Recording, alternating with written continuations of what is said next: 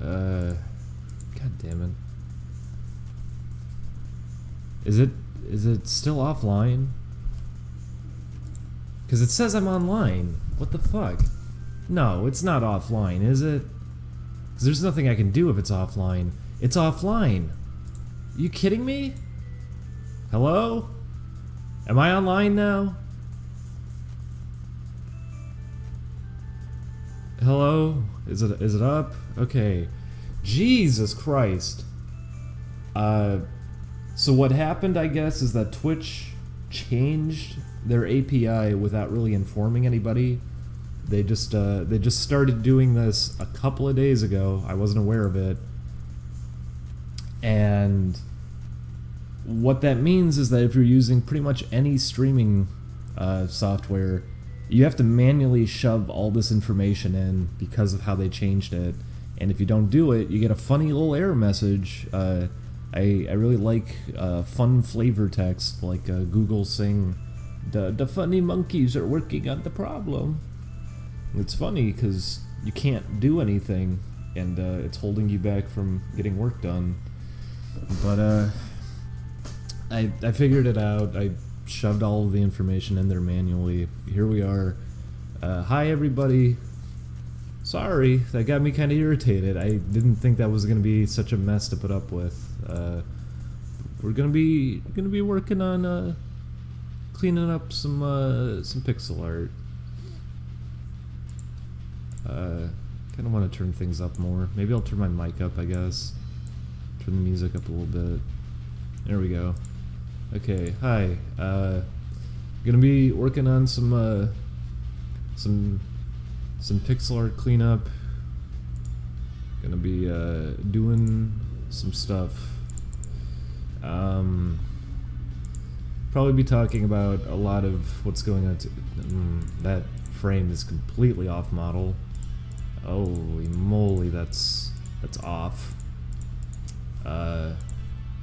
Holy cow. Okay, I'm gonna have to take this one and work off that one then, because that's...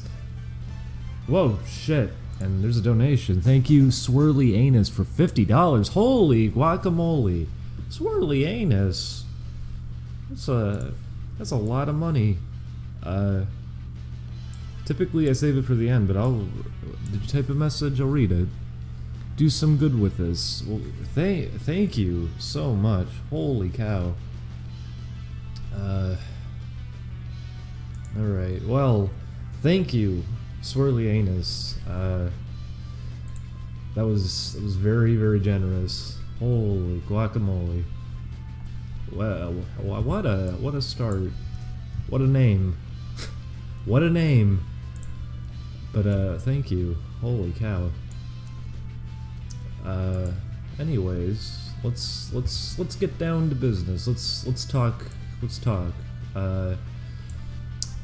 You probably noticed there hasn't been an Oni Plays in a few days. That part I'm not too sure of why exactly, but we're switching around the editing for Oni Plays because Julian and I kind of need to really start focusing on game work, because what you're seeing now, by the way, this is not the game that's coming out this year. This is actually the game that we were planning on releasing in like a year or two from now, and we were just kind of chipping away at it because we didn't really want to talk about the game that's coming out this year, but we've been working on a Patreon specifically to go towards game development. It's not like personal whatever. It's not like, oh, here's fun bucks so you can go and get sushi every day or something. It's not like that. It's money specifically to go towards the game. Holy cow. Thank you, Anth Ramen. Is that like Anthony Ramen? Raymond? Thank you, Anth Ramen, for $10. And they said, Bippy's a cutie, keep it up. Okay. Is it Anthony? Is it Anthony Ramen, or is it just Anth Ramen? Okay, anyways. No, listen, I know I talk about curry a lot, but we don't actually get it that often. In fact, that last tweet where I talked about getting curry, that was That was fabricated. That was an old photo. There's a place that we went to, I forget the name of it, but it's relatively close by, and we got curry there a while back, and it was pretty good. Curry's just really tasty. But Patreon stuff is specifically towards game development. It's not going to be fun money or anything. It really is just going to be focused on what we're working on and nothing else. So because of that, it's not even like, oh, this is my personal Patreon. We're not even labeling it that way or anything. It really is just going to be for game stuff. It's named after the dinky, stupid little studio we started, which we kind of started it probably too early because now we have to file taxes for it. And in California, LLC, you're paying a nice, juicy $800 out the door just to file taxes specifically for an LLC, even if you don't really have anything to file for, you didn't have any income or anything, you didn't spend anything, there weren't really expenses. You still have to pay that, which is, oof, it's gonna hurt because right now we're very, very tight on kind of everything. The donations that actually just came in are going to help a lot because of how tight we've been. We're cutting back to the point now that we're probably not going to even really be getting groceries very often. I guess I can like try to break this down a little bit, but with Oni Plays, the way that payment was working, because I think people are very confused by that. We were getting paid on a per video basis in terms of videos posted. So recording, editing, all the work that goes towards that, Julian and I were taking all of it on. Julian was drawing thumbnails since October, I think. Julian's been drawing the thumbnails for a while, so we'd be doing that, the editing, uploading and everything, titling the videos, tagging, everything that's kind of required, which ultimately it's not like, oh, that's not that difficult doing all that, because no, it isn't. People on YouTube can do it all the time, but when you're trying to maintain it on a daily basis with also the kind of work that was going in, because for example, our last Resident Evil video, it was 10 minutes long, which I'm sure people were complaining about that too. That was perfectly 10 minutes, but that wasn't for the sake of making money. That Resident Evil video was actually an hour and a half of footage condensed into only 10 minutes. For Resident Evil, I've really been doing a lot with it to try to... because we were getting a lot of negative feedback for that series, so I was trying to do as much as I could to keep it something interesting to watch, something always happening. And there's a lot of just nothing going on in that game. It's a lot of slow walking with nothing happening, inventory management. So I was trying to cut down on a lot of that, but point is, typically, a lot of editing kind of goes into these videos, probably more so than most Let's Play channels, especially for daily content. There was a lot going into it. So typically, doing editing for Oni Plays meant, okay, that's a whole day going away. You're not going to get to really do anything else during the day. You wake up, you sit down, edit the video for God knows how many hours, have it export for a while, because typically when you're condensing that much footage, it also means you have to do recordings in increments. You have like an hour of footage, then you have to stop the recording and start it again. Because if you let it go too long, typically the footage gets corrupted, which it's why it hasn't been happening anymore, really. We figured that out, why it was screwing up. There was a lot of things getting in the way, but that was the main one. Whoa.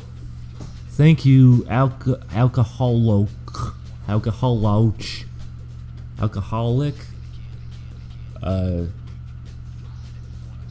The way that's spelled reminds me of, was his name Moloch from Mortal Kombat? That game was stinky. I don't even want to bring that one up. That was Deadly Alliance. But thank you for $10. And he said, good luck with the games, buddy. Looking forward to Bippy when it comes out. Thank you, alcoholic. Alcoholic. That's Bart Simpson. He called Mo, and Mo gets real mad. And we all laugh. We all have a laugh. But, Resident Evil 7 was a very stressful series to be working on because of how much editing had to go into it. Just how much work to really keep it as something interesting. And I didn't really want to do that. Oh, the cow? Thank you, Tapanzi, for $15. I like that name. They said, looking forward to the games, dude. I'm sorry, that was a rude response. Thank you, Tapanzi. Tap Pansy. Oh, Pansy. Oh. Thank you, Tapanzi, for $15. That is a Juicy Lucy. You could buy a Juicy Lucy with that money. I think that's about how much a Juicy Lucy costs. Thank you for the $15. What was I even saying now? Shit. I shouldn't swear. Crud. There we go. That's better. What was it? Oh, Resident Evil 7, we were getting a lot of negative backlash out the door, which typically, I think also getting away from this has been kind of clearing my mind a lot more. Oh, thank you, GameXful, for $7. That's a lucky number. GameXful? Gamesville? Thank you for $7. They said that's all I can afford this month. Sorry, baby. It's okay. The fact that you even gave anything, you're one of the good ones. That was very nice of you, Gamesful. Thank you for the donation. But I was losing my mind kind of doing Oni plays because since I first started, I rarely ever got a free day. Pretty much every day was just editing. That's it. Wake up, dedicate like 6, 8, 10 hours, sometimes more. I make it go up to like 16 even. Really long days just dedicated to editing. Then a lot of time is exporting. Just taking up a lot of time. Julian would usually have to spend about half a day to get a thumbnail ready and everything.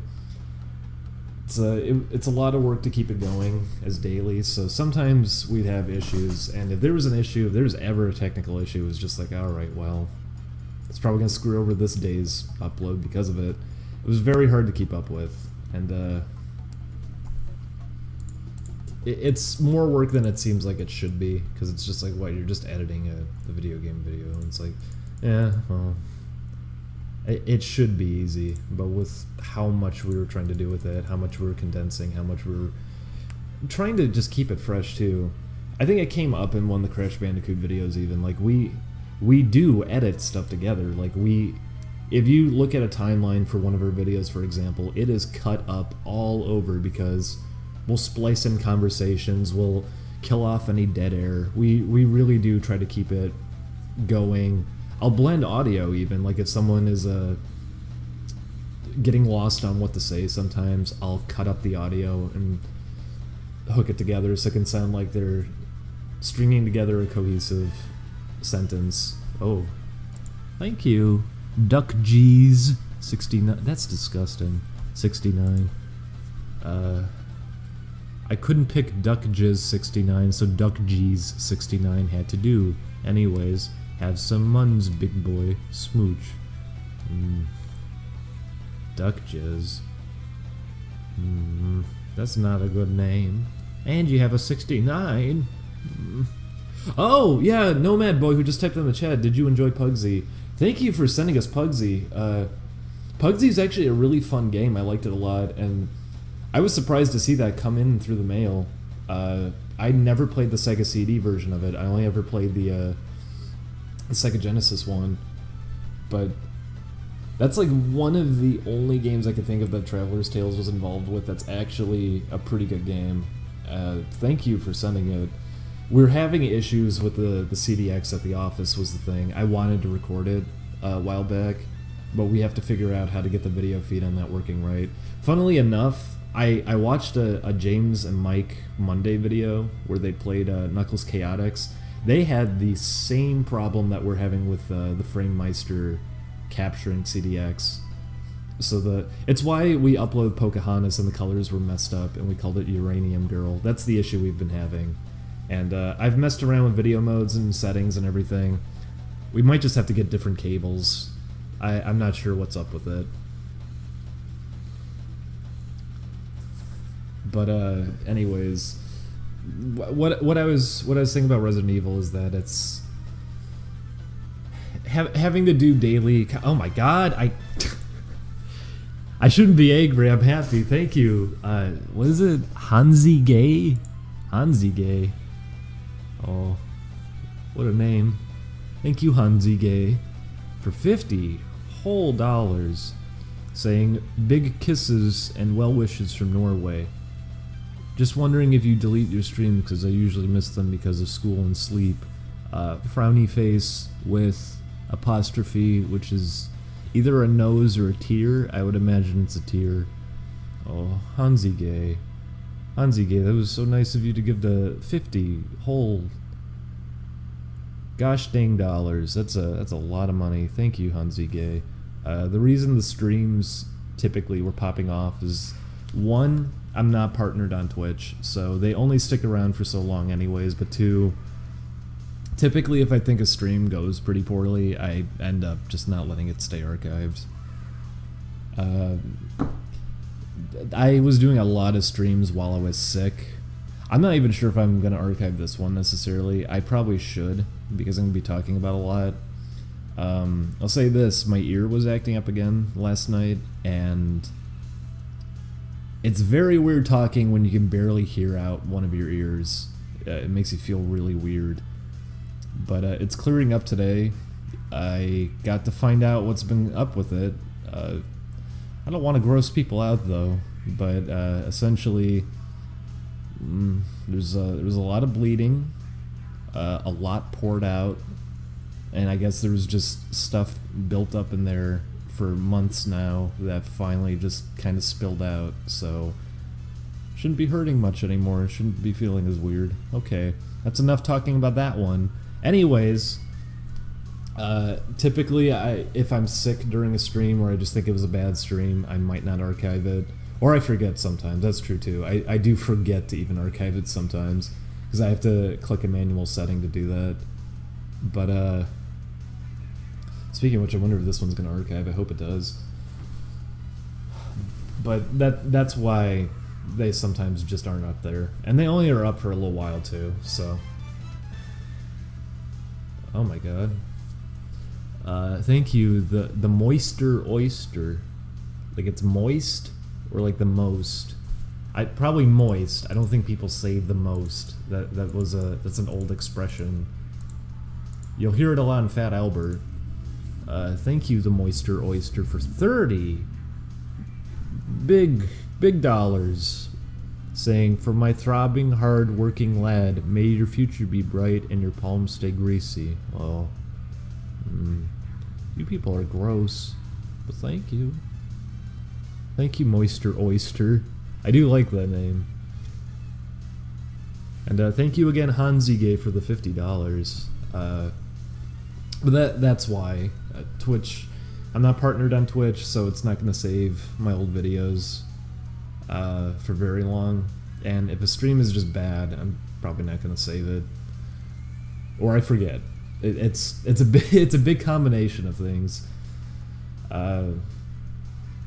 As of late, I haven't been thrilled with a lot of these streams, so it's why. Anyways, back to what I was trying to say about editing. Resident Evil is kind of okay. Well, I guess I could wait again. Thank you, DuckG69. DuckG's, you didn't have to do that. You said the 7 was enough. Don't do that.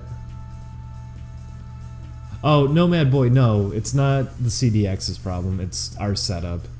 It plays fine if we're not hooked up to a capture device, so don't worry about that. It's the setup at the office. Anyways, DuckG's, what? Why'd you do that? It said, fuck it, have more brown bricks in Minecraft. Brown bricks. You said it. He said it. He said it. He said it. Said the secret word. Oh my god. Thank you, racist bub. Jesus Christ! Racist Bubba, $100. Gosh dang. Holy guacamole. Racist Bubba. Racist Bubba said, I know times are tough, but I really hope you guys do another Bubba Fest. I really want to. I hope we can free up time to maybe do one. The other problem with that one is I don't know who could be involved because everyone's also so busy. I haven't been in contact with a lot of people over time now. Corey's been really busy, Zach's been really busy, like everybody all over. Everyone's been really busy, so I'd like to do it at some point. We just have to figure it all out. Someone was suggesting a Wild Woody Fest, which I'd be up for that too. We just have to find time for it. But racist Bubba, holy cow, $100. That's a whole lot. Thank you for doing that. Holy guacamole.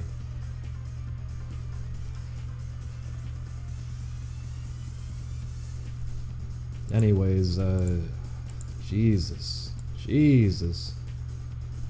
Oh, why am I doing that? That's gonna look bad. You guys, you don't have to do that. What was I talking about again? Now I gotta remember. Editing Chris's videos every single day without much of a break between. It's been stressful because we weren't getting much time to work on game stuff, which, by the way, none of this is on the fault of Chris. This is just it's a lot of work for just what we wanted to do with the channel and everything, what kind of quality we wanted to output for it, because we don't want it to just be typical Let's Plays like, oh, here we got stuck in a part of a game, let's just show 20 minutes in silence, not doing anything or anything like that. We don't want to have a situation where it's like, oh, I died and didn't hit a checkpoint or something, so now I have to repeat a level for 8 minutes. We don't want any of that happening. Although typically, we don't get that stuck in situations like that. Although Resident Evil was, wearing the VR headset is very weird. It's very easy to miss things when you're wearing it, especially with how dark Chris made the game. And on top of that, Chris, at least when he was playing it, screaming and running away from things, it's hard to pay attention when he was getting nervous about things. Although we make a lot of progress at the point that we're at now. We kind of start zipping through it. The point is, though, typically we want to cut a lot of boring garbage out. We want to keep it entertaining. We want to have progress. So it's why there's so much done with editing, and we want it to stay entertaining and everything too. Like there's a lot that goes into it to try to keep it interesting. So it's not like typical Let's Play channels. We actually try to do a lot more with editing and everything. But doing it every single day, it was getting very hard to keep up with it, especially the fact that we got worried because it's like, well, we have a game that's going to be coming out this year, and we need a lot of time to work on it, and are we even going to have that time? And with how many kind of technical issues were coming up with Resident Evil and everything, Chris was just like, hey, I have a friend who can like edit if you like that, if you guys want to just start figuring out what you're going to do with the game and everything. So that's kind of what's going on, is just kind of switching it over for a while. I'll probably come back to editing full-time after the game's out. There's other stuff I'm going to be helping editing with too, like on other channels eventually, but that's kind of what's going on, is just, hey, we kind of need time now for game stuff. And I think it's also refreshing. I remember reading someone who sent me a message like, hope you're okay, and I was just like, what? I think people think I'm losing my mind or something, because I try to be very open about what's going on when I'm on Twitter and everything. I try to give people updates on things. I try to make things more clear Like if there's confusion on something, I want to be clear about it. And it probably comes off as being like really angry all the time, but I'm usually not. I just want to clear things up. Someone got confused yesterday, for example, about like stuff that happened with the best gamers, which by the way, I'll openly admit this one now. I kind of dislike how often that can be brought up, the whole best gamer situation, because it's not like my involvement with that was too major. I was streaming with them at the end, but it's not like I'm in the videos. I'm not that heavily involved. Like I was editing and managing social media for it for a while, and that's kind of it. It wasn't like a major thing, and it's because there's also so much swirling around how that fan base was, that there's tons of misinformation, there's lots of just like conspiracy theories and everything. It's not even interesting. And it's probably more interesting now to people, I guess, because it's like, oh, this thing only had like 2,000 subscribers, but oh, look, now he's involved with something like this, so now it comes back and everything. But it's like, it really was nothing. It was not anything special. It wasn't a big deal. So hearing about it all the time is always weird to me, because it's just like ask the others about it. Like they would have more to tell you. I don't have too much I can talk about with it. There's a lot I'm also kind of in the gray on. Like I'm not even sure. I can talk about it and stuff, but it's like I said, it's also just not that interesting. There wasn't that much going on, as much as people probably like to hope for. There's always a paste bin that gets posted around, and I know already like a lot of that isn't even valid. That was when they were running their second website, and there was a forum community there who got why did that play? What the heck? Why did that play? That was bizarre. Why the heck did that play? Okay, I'm actually freaking out now. Why did that play? Why did it play the oh no? Do I have a virus? What the heck was that? How did that happen? I'm actually scared now. What the fuck? Is that in my software? How did that happen? Okay, that was really weird. How did that happen? I don't think I programmed that into my software. Why did it make that sound? Okay, that was really weird. That was really weird. I have no idea why that happened. I'm not even kidding right now. I have no idea why that just happened. It was very appropriately timed at least, but that was bizarre. Okay. Anyways, it was just a small like joke channel that a few guys were working on, and it never really had much of a following, and it just kind of fell off. Everyone went and did their own thing, and that's kind of all there was. But the fan base for that was very bizarre. Imp, you know, I'm gonna have to give that money back to you. You know, I'm gonna have to give that money back to you, because I don't want to take money from artists that I like. I'd rather they put it towards things that they want to work on.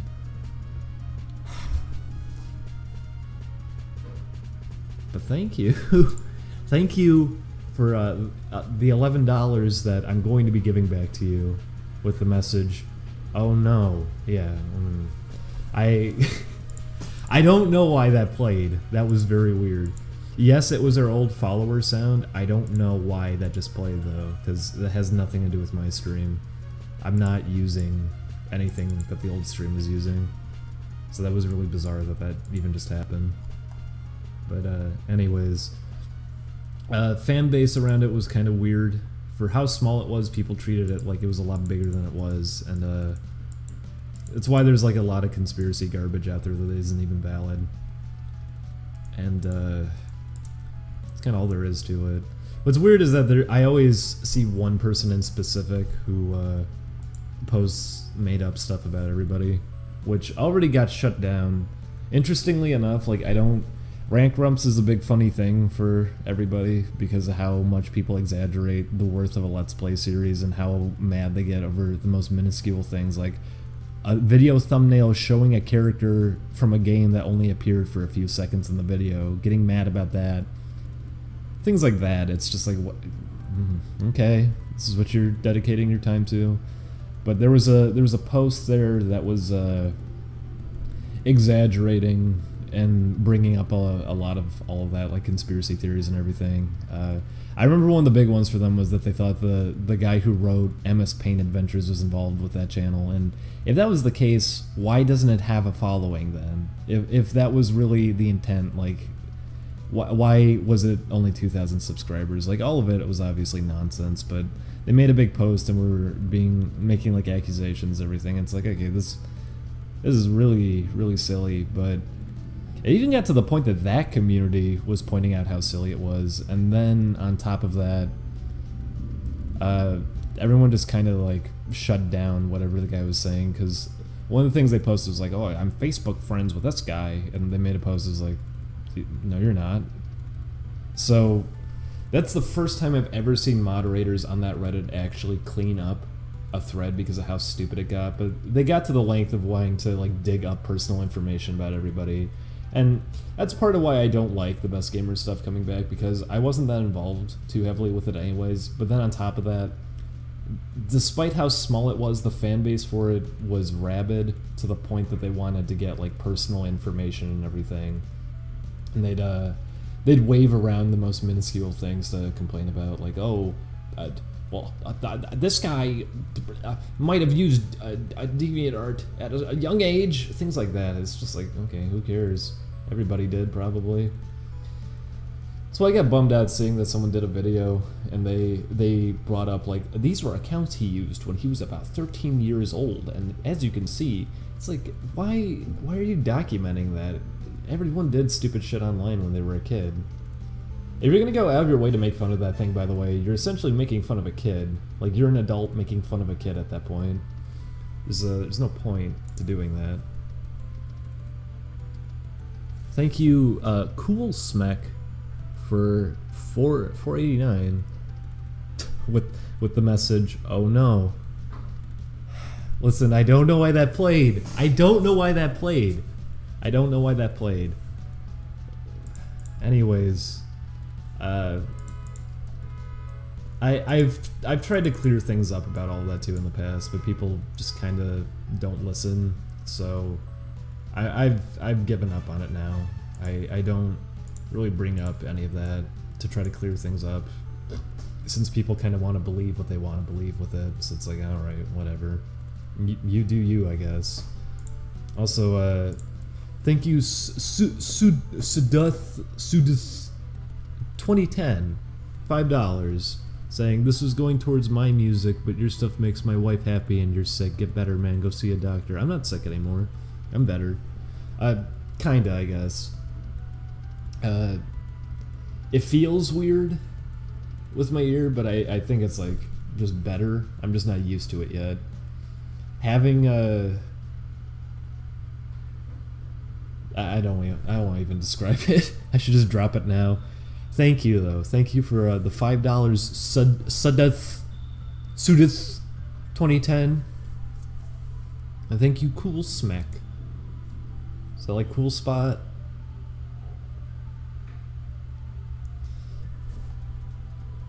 But that is a big thing that'll peeve me, is misinformation. I hate when people just make up nonsense and spread it around. Everyone's like, oh, really?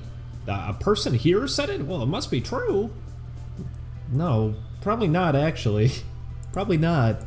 You should just be asking the person directly if you're suspicious or thinking something like that. You could probably make it a lot more clear than some random nobody on the internet would. And if you're getting chat logs off of 4chan, that should probably say something about how valid they probably are. But that's the big reason I hate that always coming up, is because people were really creepy with it, and I don't like kind of getting dragged into that when it hasn't been a thing for a long time now, and I wasn't even that heavily involved with it. Also, gosh dang, I missed it. Thank you, Nomad Boy, for $2. with they're about to ask about consoles, so I'm wondering if that's why they're called Nomad Boy. Oh wait, Nomad Boy, you're the one that gave you sent us Pugsy. It said, what all consoles can you do Let's Plays for? Also, you don't have a backlog of your games, do you? I don't want to accidentally send you guys something you already have. With how Oni Plays was structured, we typically don't have a backlog. The only time we kind of had a backlog was during the holidays, but even then we ran out of videos. Chris was gone for a solid month, and we had like 25 videos ready. So the days that we ended up missing due to technical difficulties kind of was a blessing in disguise, because it's like, okay, well, we ran out of content anyways, so whatever. This makes it work. We have most consoles, honestly. Pretty much everything's at the office. The one thing I was disappointed by was that we don't have a method of playing European PS2 games right now. I really, really wanted to play Gregory Horror Show for Halloween last year, and I was upset that we couldn't figure that out. Because someone sent it to the office, and I couldn't believe that they sent it to the office. That game is not easy to come by. I was so excited to play it. I really like Gregory Horror Show, so it was disappointing. But we have most stuff that we can play. There's a CDI even there now, so...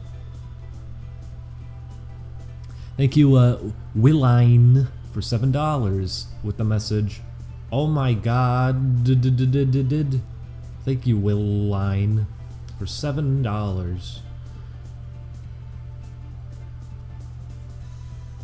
Someone said, I can promise you his face won't match up his voice. Not really, no. All I'm gonna say is if a photo went out, you'd probably be pretty disappointed. I don't really look interesting in any way.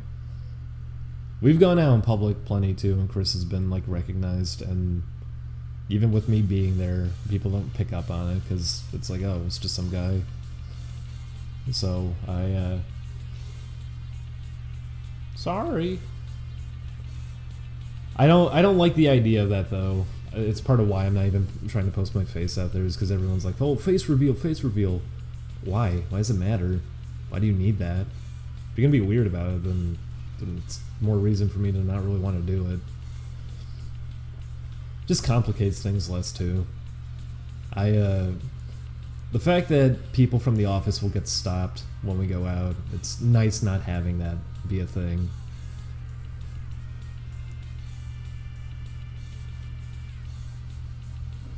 Wait, I missed that. Matt and Ryan were talking about you being on Talking Show. We'd absolutely love to do it, obviously. Doing stuff with Matt and Ryan's always a lot of fun. The thing with that one is that I don't know if I'd want to be on screen for it.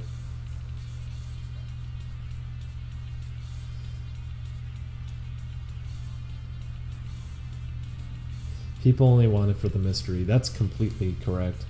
It's why people were so obsessive and creepy with the Best Gamer stuff, despite how irrelevant it was. It only had like 1,000 subscribers, yet here's people trying to actively dig up everything they could and try to find addresses, phone numbers, and everything. Yes, that is a big part of it. But at the same time, maybe you should respect privacy too. Maybe it says something about you if you don't want to do that. Maybe it's telling of your own character if you want to be invasive like that. But back to what I actually wanted to talk about. What was it? Oh, editing. Jesus, it's been so long. Editing is very difficult for Oni Plays. It's a lot of work. A lot goes into it. And even though it seems like it shouldn't be a lot of work, it's just a Let's Play channel. It's more work than you could probably imagine just because of how much we try to do with it. My phone just went off. I don't know where it is though. Uh-oh. Well, that's no good. Shoot. I'll look at it in a bit. Oh yeah, people think Julian's a smoker. No, he isn't. That was funny reading the big post that was saying, like, they were trying to craft a theory on what Julian looked like, and they were just saying like, he's a smoker. No, he isn't. It's just how he sounds. Yup, that's my phone again. Holy cow! Ah! Everything's happening. Silly Lanny Laney, give $20. Say love you, babe. Keep creating a great thing. Thank you, Silly Laney, Silly Lanny, Yanni. Thank you, Silly Laney, for 20 big smackers. That's a big wad. If you collected a few of those, you could buy a video game for a console. Or a few video games on Steam.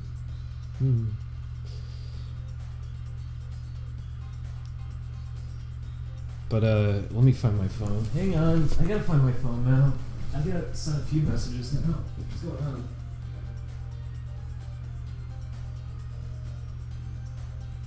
Oh. Sorry, it was Matt. I think I should bring Matt up too. He brought up something that's an interesting point to bring up. Oni Plays was a lot of work to keep up with, and I was mentioning before, like, none of this is exactly Chris's fault either. And when I say not exactly, I mean not at all. A lot of the expectations are just because how the channel kind of has to function with how YouTube works. And we're trying to do the most with it that we could, but in terms of workload and everything, it pretty much was almost a full-time commitment with how much we just had to do for it. Julian at least could have some time off to work on stuff of his own, since he only had to do new thumbnails every once in a while, even though it would take up most of his day. But editing was almost a full-time thing. Very little free time. And to the point that sometimes if we had a recording session that day, upload could potentially be missed just because there's no free time to even get a video up. It was very hard to keep up with, to do daily content the way it was. And having to do that every single day was becoming very, very stressful. It was that mixed in with just how people respond to this kind of thing too. It was hard to keep up with, trying to be like open about it too, and be like, hey, here's what's going on with the videos as of late, or like, hey, here's what we're going to be doing next. Just trying to do all of that, maintain all of that. It's as easy as it seems to a lot of people to do this kind of thing. I can understand why people also talk about Let's Plays and everything the way they do. Like, oh, it's nothing, it doesn't take work. It depends what you're doing with it, and it depends what you're trying to get out of it. Something like this absolutely took work. It seems like it shouldn't have, but it did take a lot of work. And it also, I learned a lot through it too, because I know a lot of people are like, oh, finishing games is what you have to do with the Let's Play. But then you play through the game and people go, oh, you're not entertaining. Yes, it's because people are forcing themselves to play a game because it's what people ask for, but then by doing that, they're pushing themselves to play something for such an excessive length that they don't have much to say anymore, just for the sake of meeting up with that expectation. Like, there's all these clear-cut rules that people have in their mind of what a perfect series would be, but then you actually have to stop and think about it, and how it kind of can't work a lot of the time. For example, let's say something like Shenmue. If we were to play through Shenmue, that would be, honestly, God knows how long of a series that would end up being. That game is very, very, very long. Even if you know where everything is, that game takes about 8 hours to complete, and that's if you're using glitches and stuff too. Probably 20 hours to finish if it was a normal playthrough. That's an extremely long video game. There's only so much you can do to make jokes about that. The fact that it's that long, it's difficult to keep commentary going for something like that for that long. And on top of that too, we're trying to be entertaining and funny during that. Because this isn't... People will say that too, like, oh, they're making bad jokes and everything. People say that about Let's Plays in general too, but you gotta consider that on top of everything. With something like actual comedy, as opposed to just some guy sitting on a couch kind of goofing around, it's not the same thing. I do hate that it gets treated the same way. Some people will say like, oh, I'm an internet comedian. No, you're a Let's Player. It's not the same thing at all. But you're not pre-scripting anything. You're not like writing this out ahead of time. and like introducing material and everything. You're not doing that.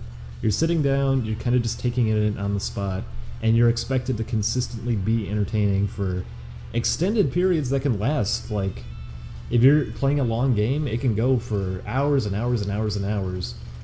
It's hard to keep up with that. It's very difficult to keep up with that. And the nice thing, at least with Only Plays, is we have editing, at least, to keep it entertaining.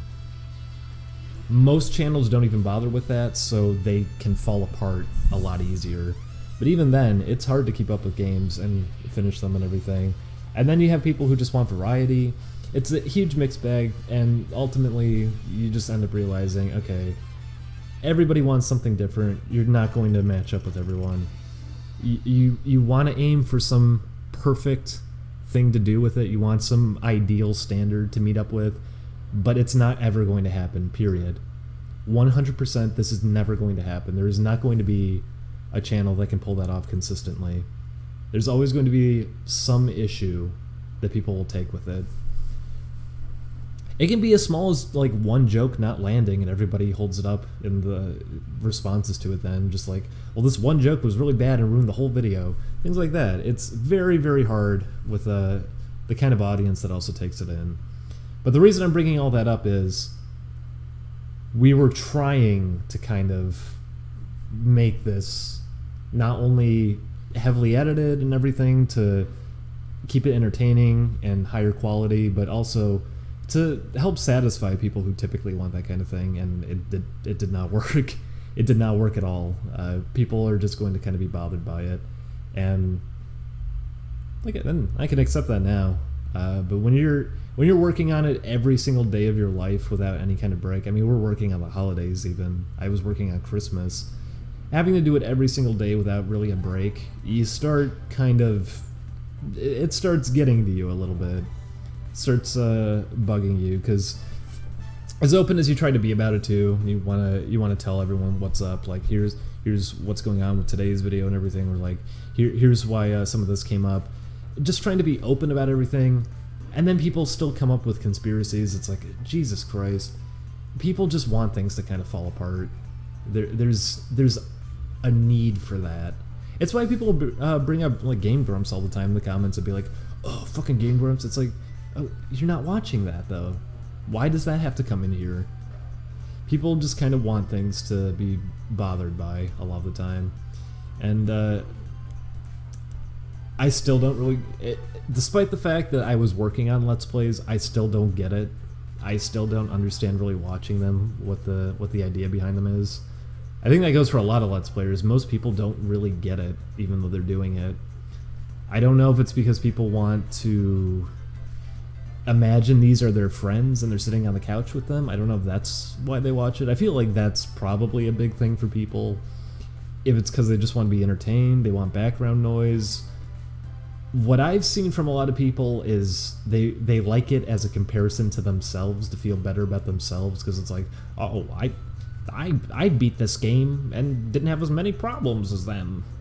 I see that a lot. I see a lot of people going to that so they can like compare their own playstyles to Let's Players and feel better about themselves. I see that all the time. It seems like it's different for a lot of people, but it's just impossible to pinpoint what people are going to want out of it. And as much as we're trying, still, it's not going to happen, and you're not going to pull it off. But I wanted to try to make it as good as I could, and that really was leading me to just kind of lose my mind while working on it, not having any breaks or anything. So actually being away from it for a few days now has actually been really, really nice. It's cleared my mind up a lot more, and hopefully that's gonna mean too that by the way, I hate a lot of the stuff that I was using Twitter for. I don't like flooding timelines with stupid shit, and a big part of why I was doing it is because I didn't want there to be misinformation about anything going on. But that must be so annoying to people, having to see that fill up a timeline. So I want to apologize for any of that too. It's because it was like an obligation. I want things to be clear, but at the same time, after I was doing it so much, then I started to see people complaining that, oh, now I'm doing it too much. So it's like, okay, I maybe I just shouldn't even bother, because I don't want to do it to begin with. I do want to be honest with people. I do want to clear up misconceptions, but at the same time, I don't want to flood people with it.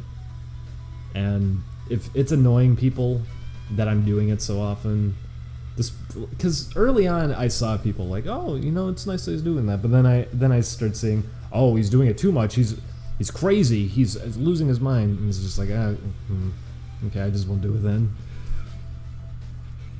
It's wanting to clear up any misinformation. I hate when people are misinformed and they come up with like conspiracy theories and everything. I hate that, especially now. People do it so often. So that's why I would typically do that kind of thing. I just don't want there to be any miscommunication on anything. But it's been nice having my head cleared for a few days now, and just getting to kind of focus on what's up ahead down the road and working on projects and everything. Because ultimately that's the thing too. We want to do projects. We want to work on game stuff. Me and Julian, we want to do this kind of stuff. And I don't think anyone doing Let's Plays wants to be just locked into that permanently. I know a lot of people probably assume that because, like, oh, it's making the money. People don't want to be locked in that permanently. And people who kind of are right now, they probably don't want to. It's just because, I'll say this, being in California, in specific, that's why some people are trapped in this. Do not come out here if you're doing something like this. Don't come to California if you're doing something like this, because you're going to get stuck. It is so overpriced out here, and not even for good reason. Because most of California is really trashy, too. It's just not worth it. Our rent is ridiculous for what it is. In fact, our landlord upped the rent on us just out of nowhere, and didn't drop it for any reason either. So it's been difficult. I wonder what the hell that is downstairs. Huh. I don't know what... Jesus Christ.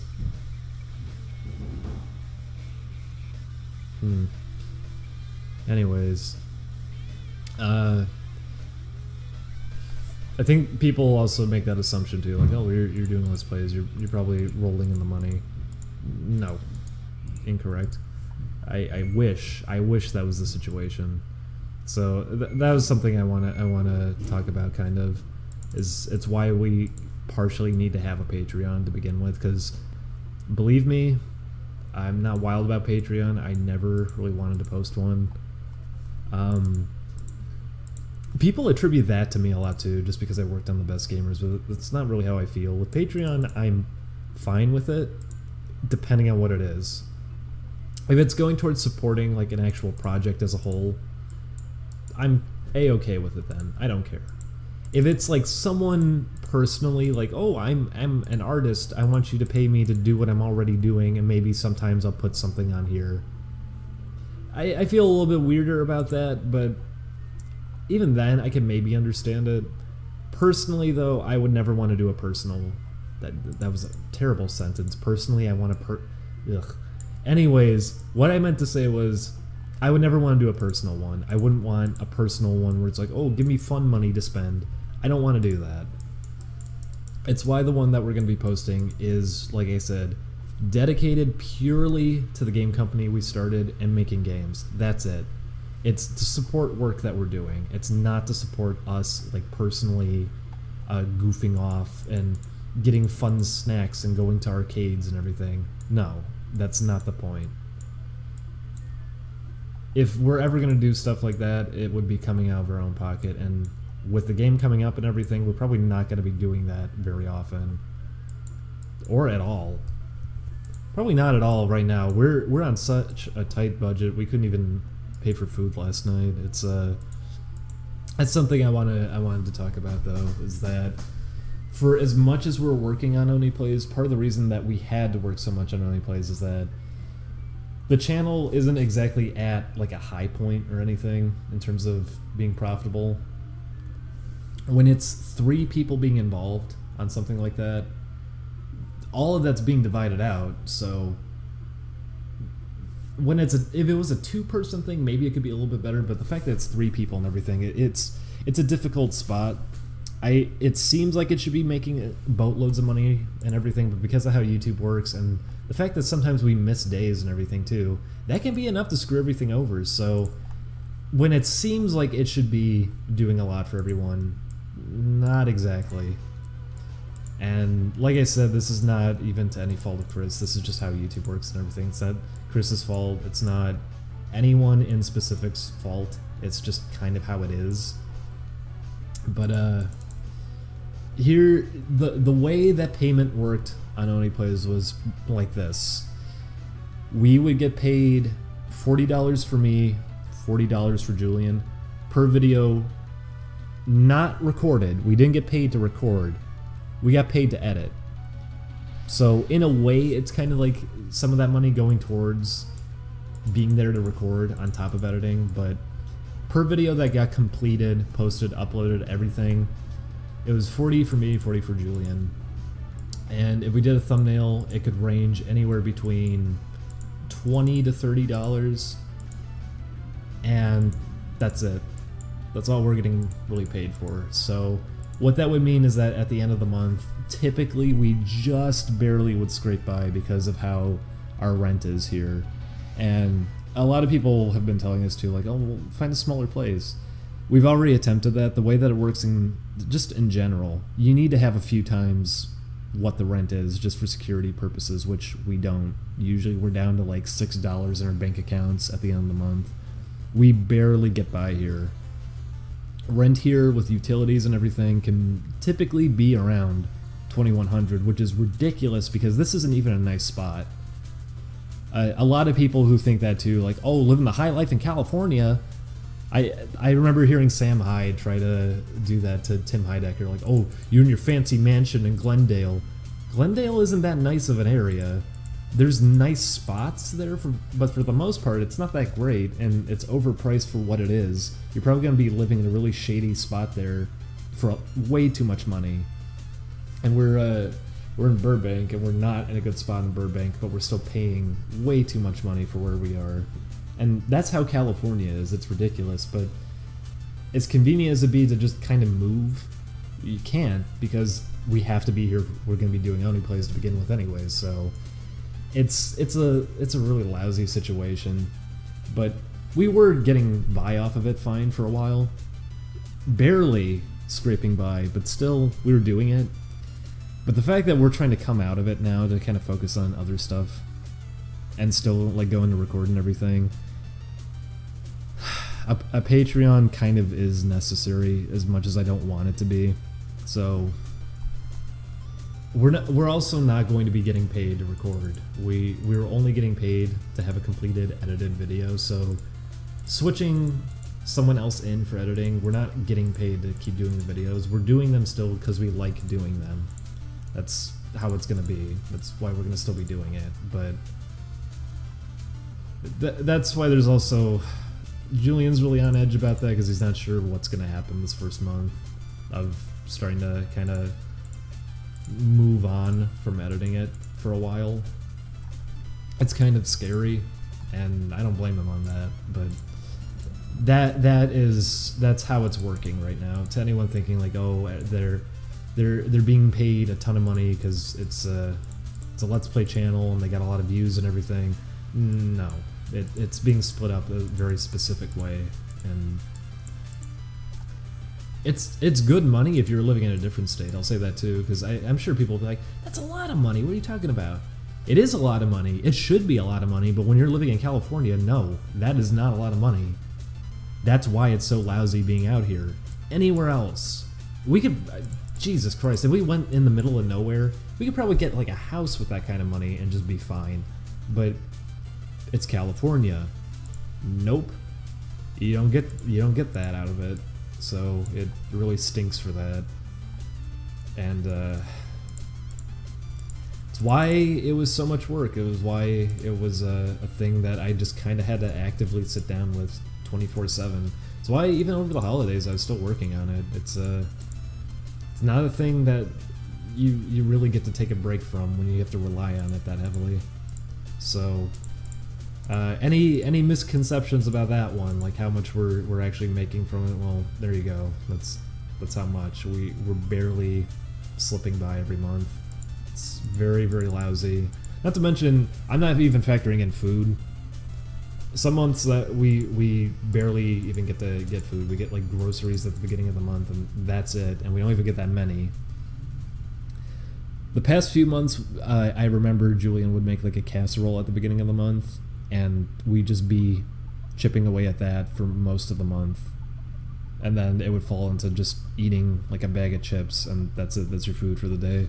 We're trying really hard to kind of stay budgeted despite everything.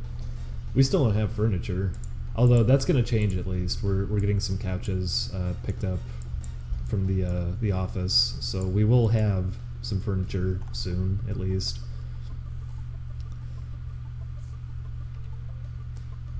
Why don't you move outside of Cali? Well, I just said, but I'll say it again. It's because we're gonna still be doing Oni plays. We're still gonna be recording for it and everything. If we leave, we can't record for it anymore, and it's as simple as that. If we can't come to the office to record, how's it gonna be done then? Like we do need to be here if we're gonna record it.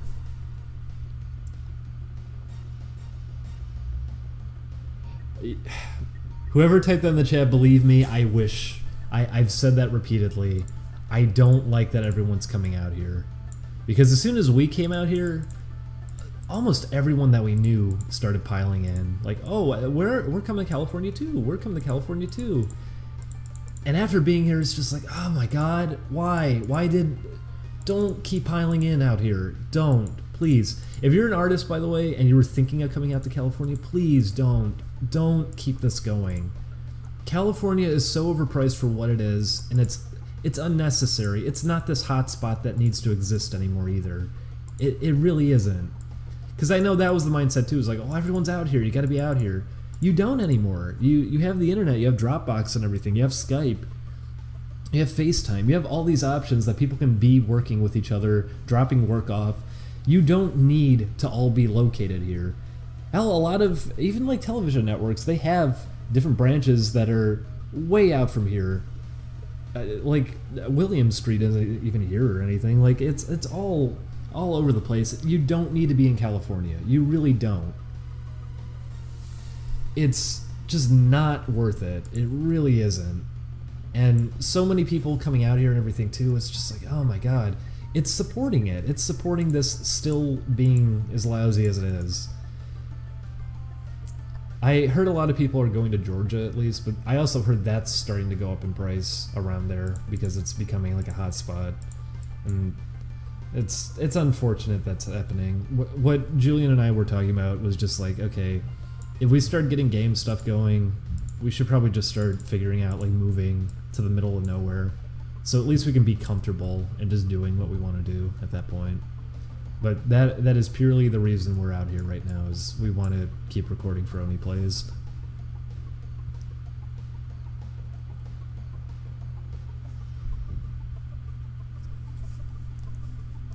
California is completely unnecessary, and nobody needs to be really living here. And anyone thinking like that too, anyone with the conception of like, oh, living in California, huh? Oh, big shot, fancy pants, big house and everything, right? No, are you kidding me? Even if you're making great money, you probably don't have a house. Are you serious? You probably have a really lousy apartment in a terrible area just to be here. And it's not worth it. It really isn't. I would miss friends if I left California, but that's about it. Like, there isn't anything here I would be clinging on to tightly. Like, no, I can't leave because this is here. No, I could easily go. It's not a spot I'd want to really stay in. But like I said, if we're gonna be doing Oni Plays, we do have to be here. That's the reason we're here. We want to be here to do stuff with Chris, and everyone we know is out here. So I mean, at least that's nice. But that's why we're here. It's not a decision like we can really be making. Like, oh no, we'll just leave. We can't really do that. But we barely were getting by doing Only Plays to begin with, and it's why a Patreon's happening. So anyone who's gonna be like, oh boo, just don't back it then. I don't blame you if you're not gonna back it. But at the same time, I'll say it's not for personal things either. It really is. I'll read all these donations, by the way. With how long it was for me to kind of clear some things up, I feel like I should just kind of get the thought out, and then I'll read donations. So sorry about that. Especially that one, because I know that was a bigger donation. I'll get to it. But I always can see what people are saying when they say negative things about like Patreon. I can always, believe me, I can understand it. Same with complaints I even see about Let's Plays and everything too. I can understand it. Don't think I'm oblivious to it. Like, believe me, I get it.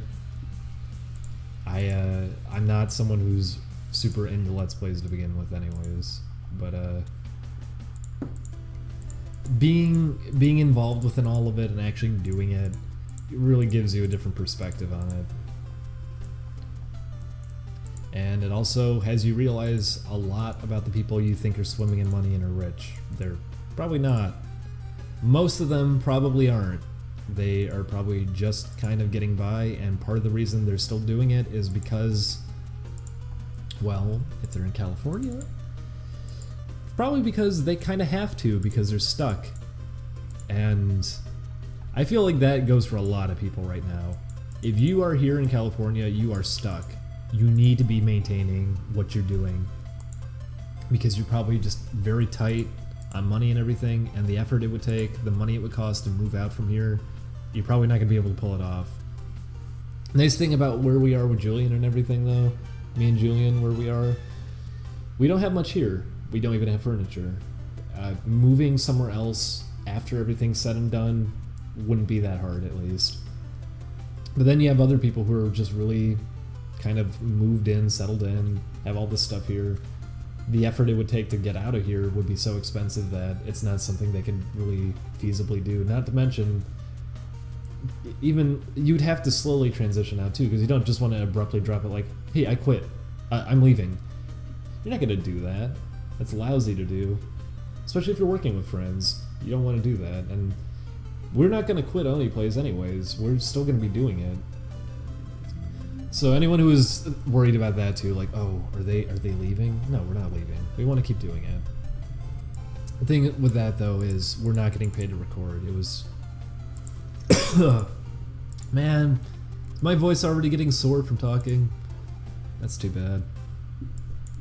We want to keep doing it, but the payment was for editing specifically. It wasn't for recording, so it's going to be harder to come in and record and everything just because of that. But we're still going to try to keep up with it. In terms of what's going to be happening with editing, Chris's friend Rodrigo is going to start helping with that soon. I'm not sure when, but it's going to be happening soon.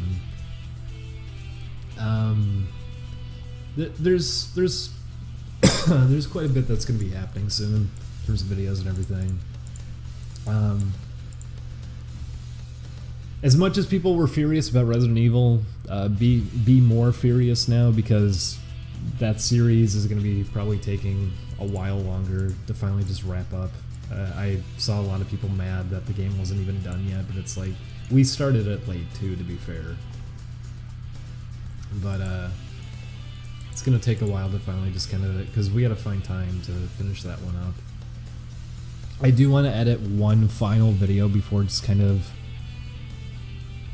taking on game work, and that just being the main focus. I'd like to do one more video.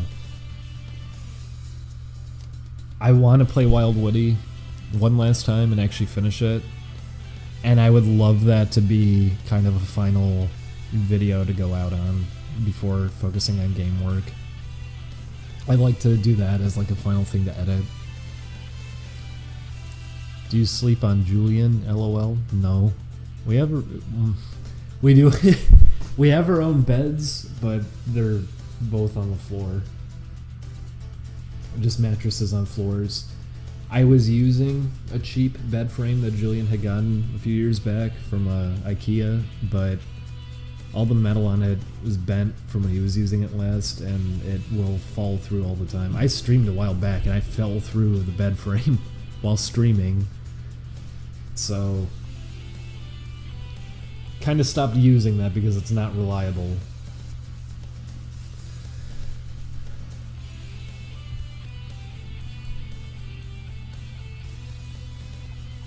But we're gonna be, I'm gonna be editing the last bits of Resident Evil here and there. Videos that Rod is editing should probably be going up sometime soon. So you'll be getting kind of a mix of those two happening. And we're gonna pick out some kind of final series that I'm gonna edit as just kind of, that's for like personal satisfaction too. Like I don't like that Resident Evil will be the last series I'm editing. I don't want to stop on that. I'd like to stop on something else. So maybe Wild Woody. I'd like Wild Woody to be like a final one to do. That could be fun.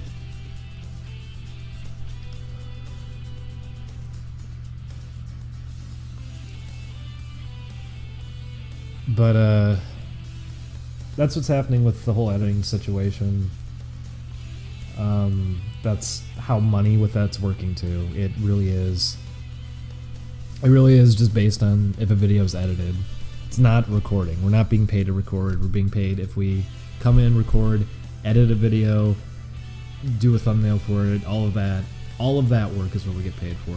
So us coming in to record is just going to be because we like doing the channel. So we're still going to be coming around for that, but we're not going to be seeing money coming from that anymore, which is why we're ending up doing a Patreon. And the Patreon specific isn't to support us.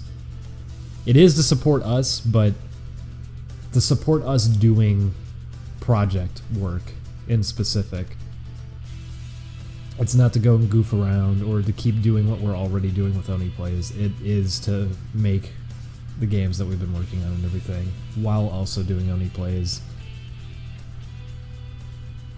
And probably after our first game comes out, we might not even need to keep the Patreon up. We can just use the money we got from that and not have to burden people anymore. We'll see.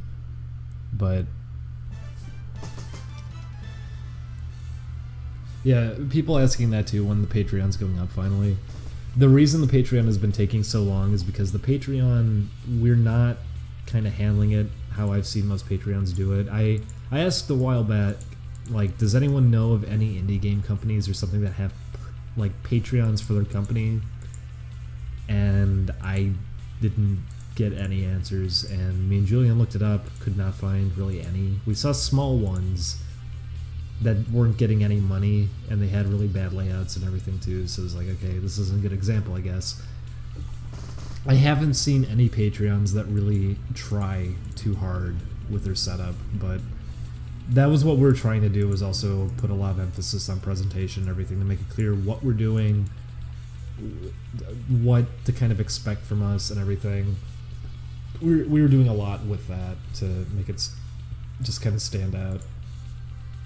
So we have almost all the artwork for that done now, so it's visually pretty much set to go. We need to type some stuff for it still. We still need to come up with rewards too, and I warned people about this before, but I'm going to say it again. Anyone hoping for like physical rewards or something like that, that's not gonna be happening. We're not using this money to just kind of throw around for fun stuff like that, and that's a mistake most people make too. It happened with Kickstarters. You don't want to go extravagant with rewards, because if you do that, you're losing more than half of the money just to rewards, which we do not want to have happening. The money is for people who actually want to support what we're doing. It shouldn't be coming from wanting like a t-shirt or signed posters or something like that. So there's the big warning. If you're hoping for more than that, just don't back it. Like, I'm not trying to be mean by saying that either. in general, if you feel weird about Patreons, I would say don't back it. Don't back something that you're unsure about. If this is something you don't want to be helping out with, then by all means, just don't. I don't fault you for not wanting to. Patreons already are weird to me, and I can see why other people feel the same way. So, like, there's the warning and everything, where rewards are purely going to be like, hey, here's what we've been working on, here's all this information about the games that we've been doing work on, here's we'll post like, oh, here's sprite sheets of something new that we put into the game, or here's a video clip of a minute of gameplay, or like here's a work in progress video of something that we've been doing, showing a prototype engine for something, stuff like that. We'll be posting a ton of stuff like that, update logs and everything, and not brief update logs like, hey guys, it's been 2 months, here I am, as you can see the character can walk, okay, thank you.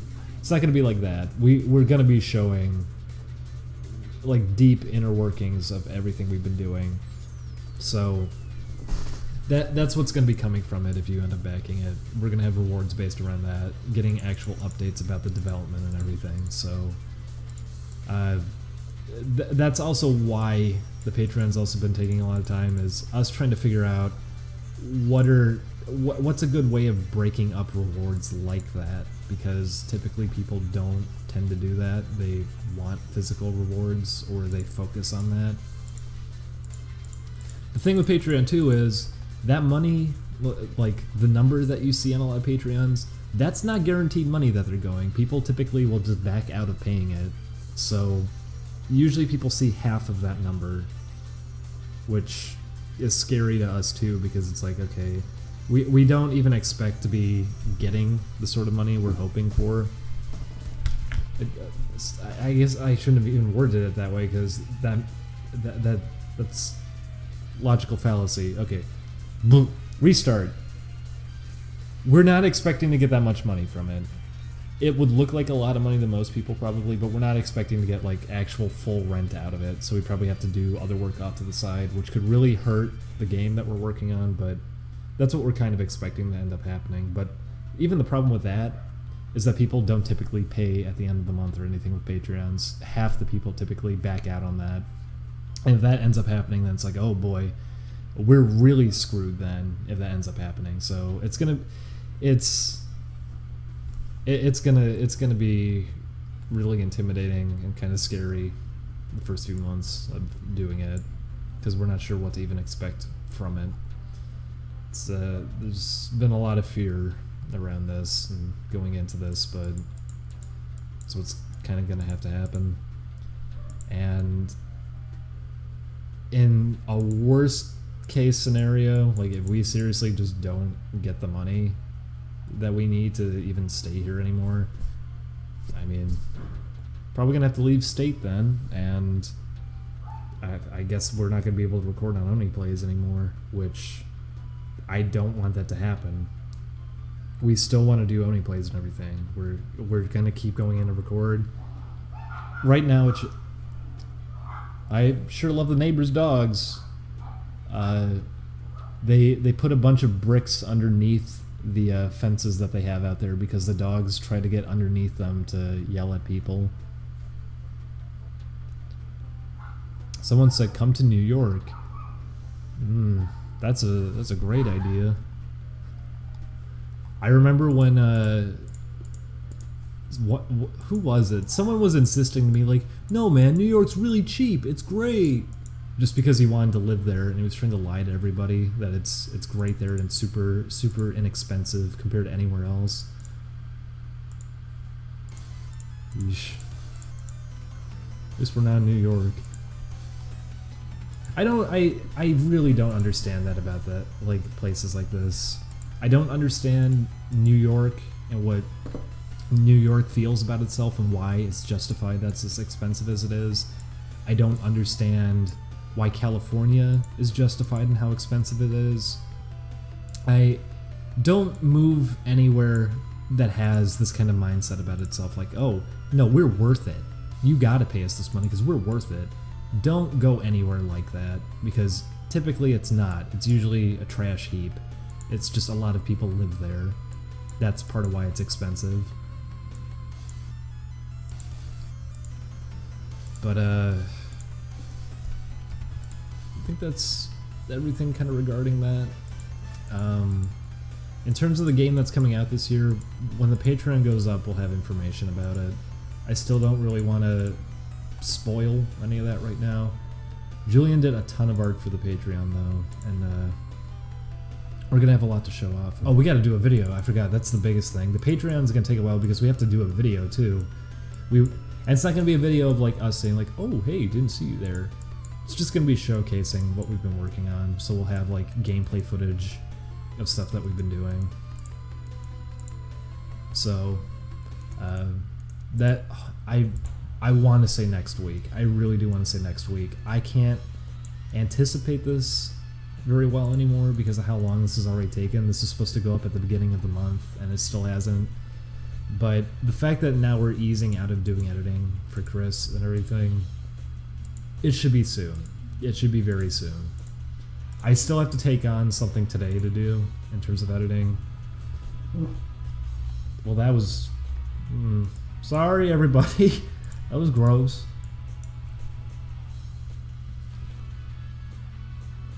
Why doesn't Julian have a Twitter? Because Julian hates social media and I don't blame him for it.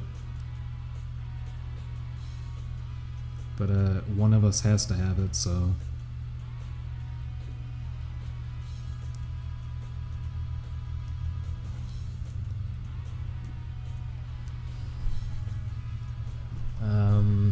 What else was there I wanted to kind of discuss? So I think that's most of the big stuff.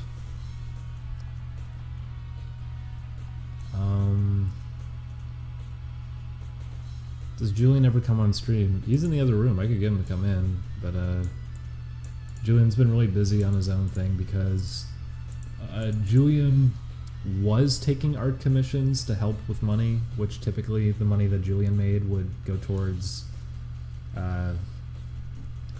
expenses like paying for electricity, internet, and everything, and also getting food. But he just completely stopped receiving commissions anymore. People just stopped coming to him at the end of last year. So he's been trying to do other stuff to get some money, but so far this month it hasn't been going too well. So he's been really busy trying to push that forward, which is why I kind of don't want to interrupt him right now. He's been very busy. He's been doing a lot of work. Came in the office yesterday and was doing a lot of work. He's just been really busy. And Julian cares a lot about work, so I don't want to interrupt him. Julian is like one of the most... He is completely invested in whatever he's working on. He just does not want to waste time or talk or anything. He really wants to just focus.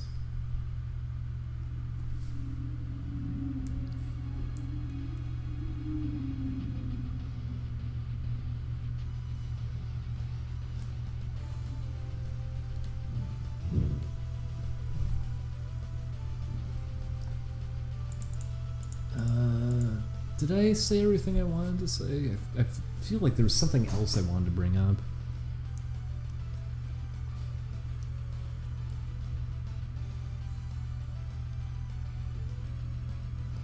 I'll put extra emphasis on this though. After our first game comes out, I do want to kind of ease off then on Patreon, because it's like I want that money to be supporting the first game we're doing, but I like the game when it comes out to support future work from that point on. I don't want to burden other people with having to throw money down constantly or something. I always hate streaming to raise money because I don't want people to do that. I don't feel like they should be doing that. I don't like the idea of being in a spot like that because it's like you're begging essentially. I always feel bad about it. Julian!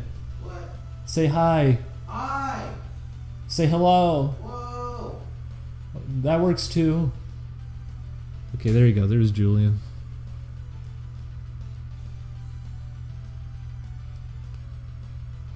Oh, said something Matt said. He was bringing up about maybe moving somewhere else, but that's why we can't. You need to have, what was it? Is it 4 times the rent? 4.5 times the rent? It's something like that landlords are going to expect from you.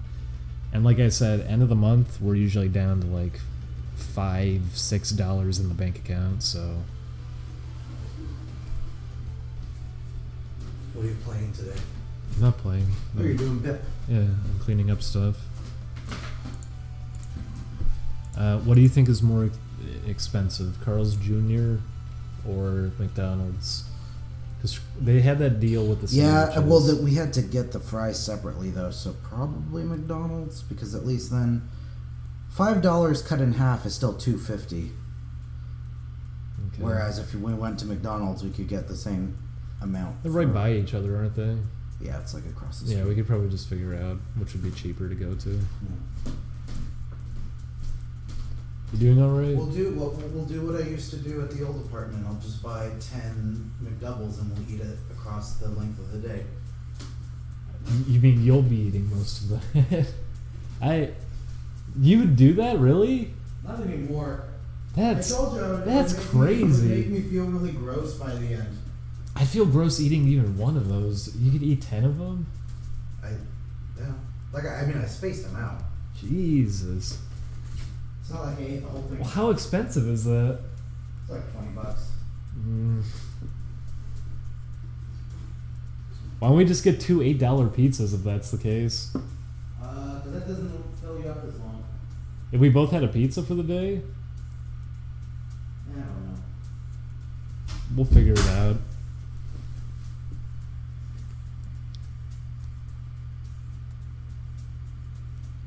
We're just trying to figure out what would be the cheapest thing to do for food right now.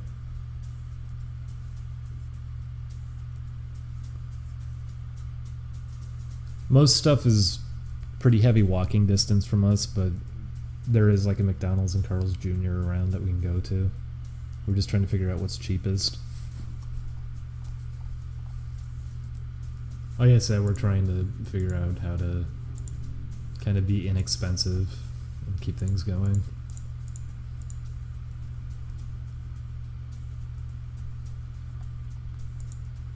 But so I was saying before, I don't like streaming having this expectation like, oh, give us money, coming on to beg and everything. I don't like that. I don't like doing that to people. That's why I always feel bad about doing it. It's also why streams have kind of not been happening as often. I always feel bad about it because I feel like that's just the stigma there is to them. I don't like it. I don't like putting that expectation on people. But one, I wanted to clear stuff up today, but two, it's also, since we're not going to get paid to record, this is a really scary spot to be in, because it's like, oh boy, what even happens now? Because I did the math for the videos that I already did this month and everything. We're only going to have like half of our rent by the end of the month. It's also the shortest month. I was doing math on that too. If I edited for the whole month, we still would not have rent by the end of the month. We wouldn't have rent and utilities and everything at the end of the month because February is so short. So this is just a really...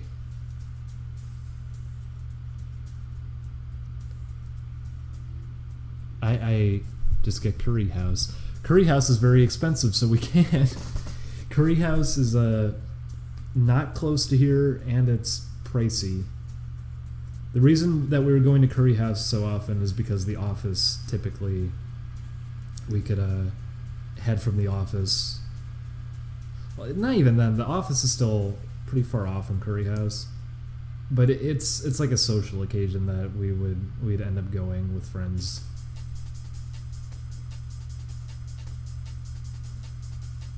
But it's gonna be hard having just enough by the end of the month. But what I'm streaming here, this is, I'll say it again since it's been a while, this is the game that's actually going to be coming out in a couple of years. This is not the game coming out this year. But I've already been showing like work for it and everything, so may as well be streaming some stuff on it. But As soon as we have the Patreon up, we're not going to be working on this one much. We're pretty much going to be entirely focused on the game coming out this year, which that game we've been working on for about a year and let's say 4 months it's been in development. It was supposed to come out last year, which would be like a full year of development time dedicated to it. It had 2 release dates in the past. The first release date, it only had like 2 months put into it, and it was going to be garbage. But I felt so bad about that I was like, okay, no.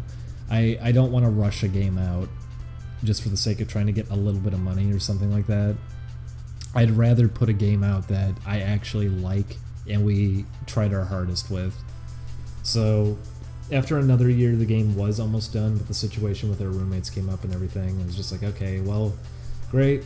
That kind of ruined everything. So now that we have pretty much a full year, everything that we kind of wanted to have in there, but we weren't too sure about, we can pretty much do. We can add on to everything too, polish it up more. So we want to have pretty much the whole year to work on it, just for doing as much as we possibly can to make it the best we can make it. So it'd be a game that took about 2 years to make, as opposed to what it started off as a game that was going to be like 2 months in development. I'm glad we put a lot more time into it.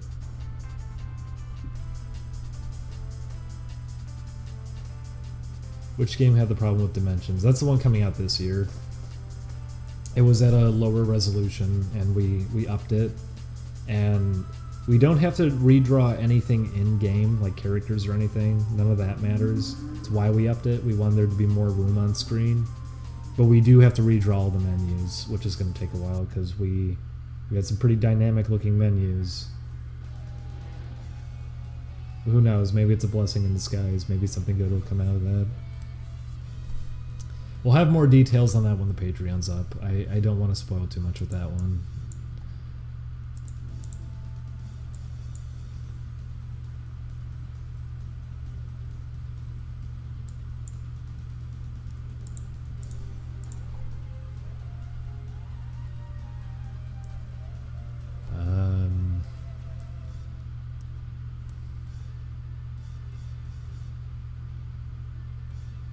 Don't feel bad about using your audience as a platform. I'm going to. I mentioned that before too. The reason I wasn't even saying much about this game is because I wanted it to kind of stand on its own. I don't want there to be that. I don't want people buying it just like, oh, because this guy made it. I don't want that being there. I don't want anything forced like that. If it's a game, I'll say that to everyone here too. If it doesn't look like it's interesting to you, please don't buy it. Don't feel like you're obligated to purchase it just because, like, oh, well, I like Oni plays. Don't. Do not do that. If it's a game that actually looks like it'll interest you, by all means, but don't feel like you're obligated to do something like that, because you're not. I don't want that to happen. I don't want people forcing themselves into purchasing something that they're probably not going to even like just because of that. It's why I was saying so little about it. We were going to release it without even like acknowledging it. We were only going to probably end up saying something like a year later, finally saying like, oh yeah, we worked on that. After it already had time to come out and have its own reception and everything too. Okay, that's going to look bad if I do that. The shoes I always have to redraw. As we had a different model sheet when we did a lot of these animations. So, that arm looks way too straight. I haven't been paying much attention to this while talking. I'm very bad at talking and paying attention to what I'm doing. Probably shows when we're playing games. I am so embarrassed by that Mega Man X video. I can blow through that game in like 45 minutes, and yet that ended up as such a mess because I was having a hard time talking and playing it. What platforms are you planning to release the game on? The one coming out this year is probably only going to be on PC. I don't think we're going to really port it. But Bippy we're probably going to have on actual consoles. We're doing a lot more with it that we can try to get it ported around.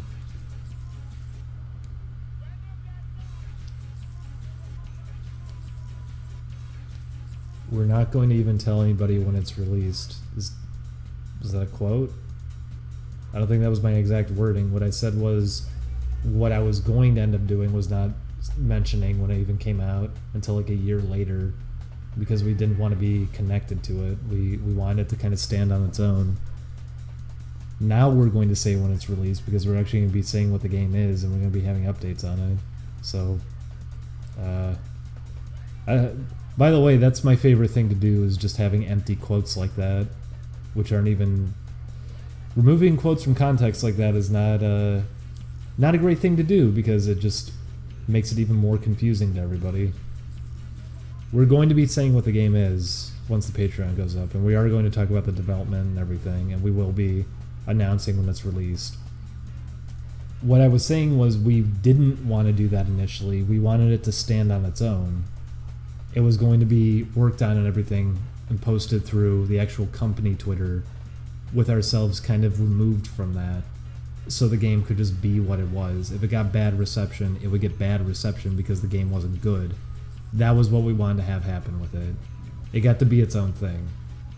That's how I'd want it to be. I don't want any forced anything with this. I don't want people to feel like they have to make themselves enjoy it or something just because of anyone being attached to it.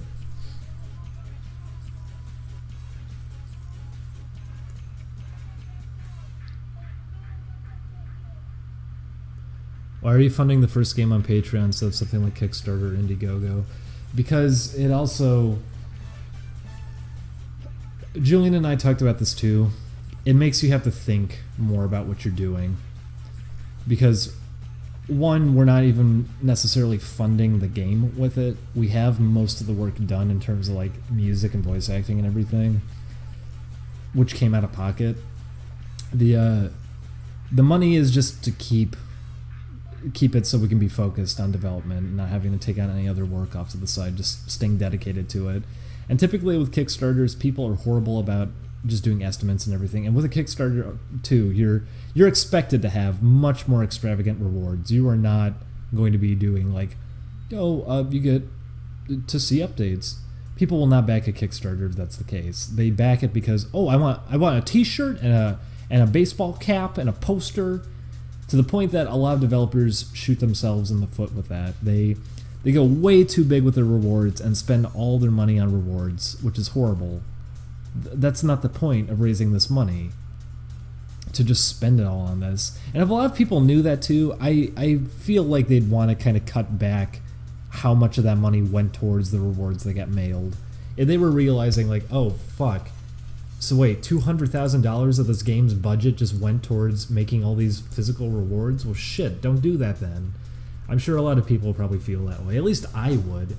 I don't like that. I don't like that people are throwing so much money away on just physical rewards like that. It should be going towards the game. But that's part of why we want to do Patreon instead, because it's like people don't expect that kind of thing with rewards typically as much. And on top of that too, it's easier to post updates through it, and also tighter budget per month, as opposed to a Kickstarter where it's like, here's a few $1,000s. Okay, I'm just gonna blow all of it right away. Oops, now we have no money. Having it broken up in months like this means like, okay, we can't just throw the money away on something stupid. It means that it has to go towards it and properly be budgeted. So there's plenty of reasons why it's a Patreon over doing a Kickstarter. Not to mention the fact that, like I said, the game was almost done for last year. It's not like it really is making this game a reality or something. The game's almost done. It's just that we need full-time dedicated towards it. So it's a Patreon specifically for the idea of the game company itself, and supporting the two of us and working on stuff with, which by the way, you can't do a Kickstarter like that. You can't do one like, kickstart us making a company. You can't do that. That's against Kickstarter terms and service. So it's why we're doing a Patreon like this. It means we have to stay focused on the work that we're doing. It means that the money has to be smartly budgeted, which, I mean, the idea behind it is just to keep us so we can be working on it anyways. That's the whole intent. And because of what the game is, it does have to come out at the end of this year too. We cannot push it back another year, so it's something that we're definitely going to be focused on. It's something I want to work on too. I'll probably be pulling like plenty of 24-hour work days on it, but I'm not going to be stressed by it because it's something I want to do. I always will focus really hard on work if I'm not being interrupted, like having to stream or something like this. I'm bad at streaming and working. I lose focus a lot because I'm trying to make conversation while doing it. But if I'm just doing work, I can stay pretty focused, and I'll usually be doing it throughout the entire day. I'm not going to slow down at any point. Oh, I forgot to do the... Yeah, how did I forget to do this whole time? I gotta do this. Okay, that was a big whoopsie. Put it like right around here, I guess. There we go. Oh no, it went into his eyeball. Let's get rid of that. Still into his eyeball. Whoops.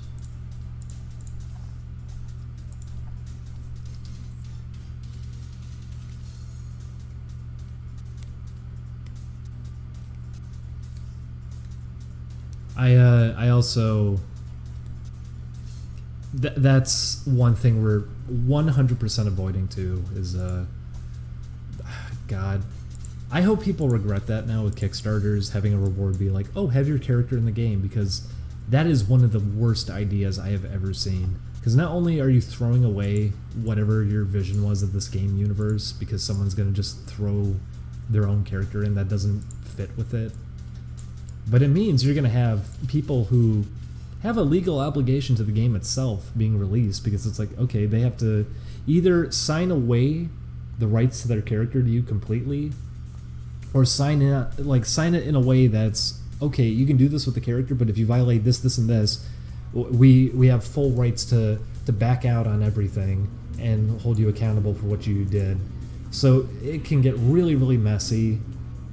And then you have situations like the Undertale one where the furry who got his vor fetish character put into the game and ended up freaking out like half a year later because he said, I'm mad that my inclusion in the game wasn't bigger, when he completely agreed to everything and was fine with how it was put in. He just decided half a year later, you know what, I actually don't like this anymore, and I'm gonna make a big complaint about it and everything. The creator of this game should be held accountable for what he did to me, even though I agreed to everything, was fine with it for half a year.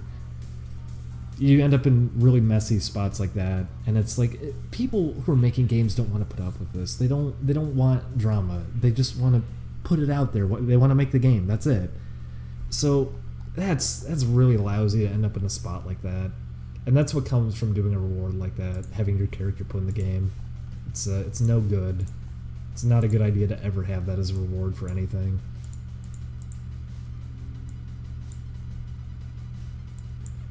It'll obviously get takers, like if you have it as, oh, if I spend this many $1,000 and I can have my character in the game, oh, it'll be historic. I'll be remembered forever. That's why a lot of people do it too, is that they think like, oh, that's monumental. I'm going to be in the game. Everyone's going to remember me forever. Like, yeah, like the background NPCs in Skullgirls. People sure do talk about those all the time, right? It's why people do it, though. That is like what they think is coming from it, is that they're a permanent piece of this game now.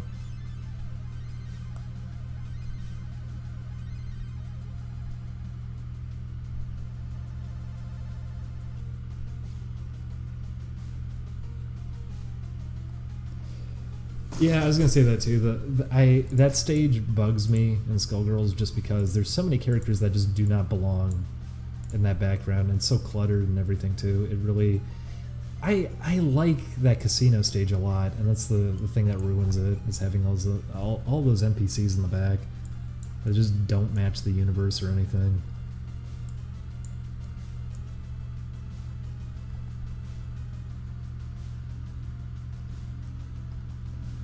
But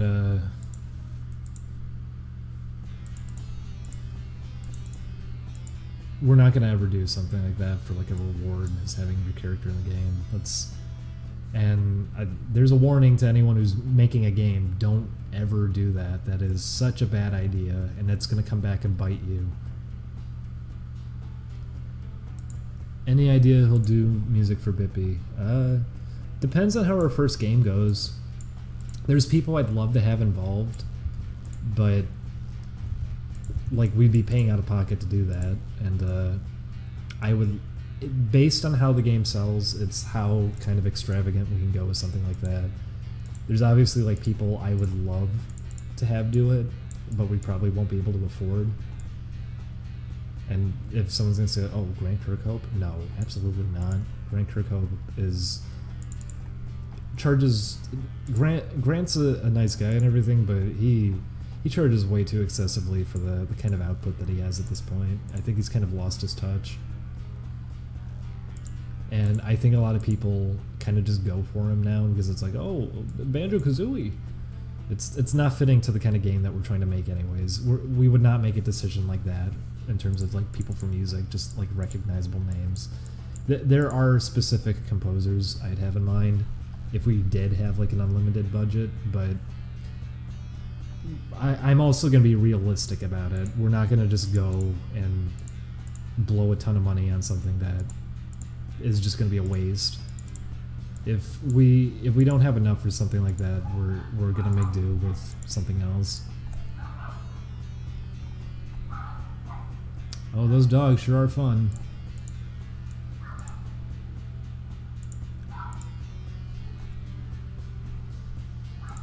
Jake Kaufman is one that I was thinking of, but I feel like that'd be expensive.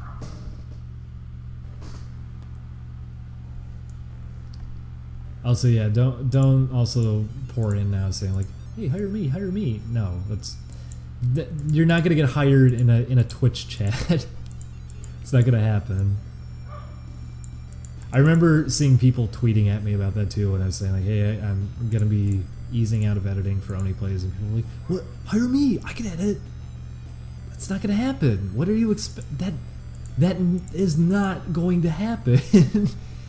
You're not going to tweet at somebody and all of a sudden you're now working on something like that. It's work. It's actual paid work. It's not a thing you're going to get hired on Twitter over. Nor are you going to get hired in a Twitch stream. It's not going to happen.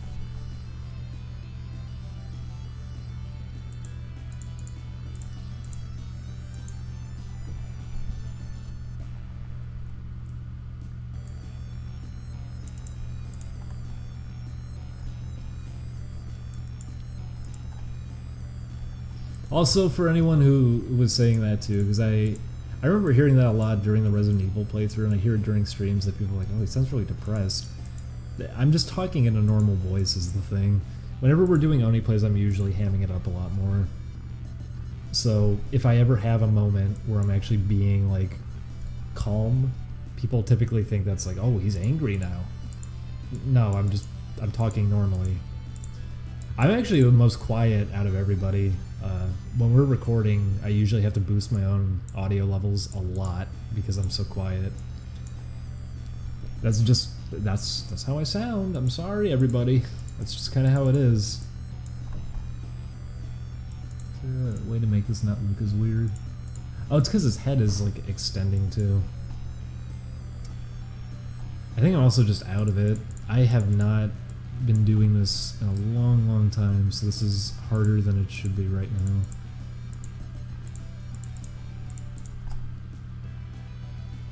I'll just leave this one for now. I do have to extend this glove a little bit though. I'll just leave it for now. It's easy to fill the gloves in at least because they both have the same shape.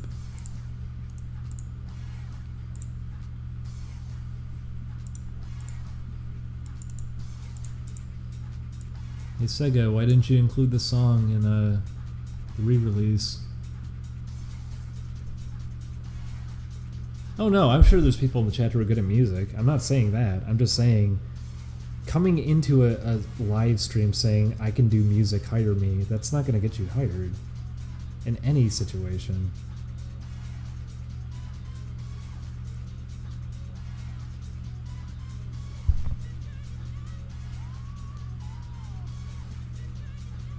I remember that happened too, is when Lyle showed up at the office and was like, oh, like, aren't you like Southern or something? And it's like, no. And from Chicago, no. I just ham up my voice a lot of the time.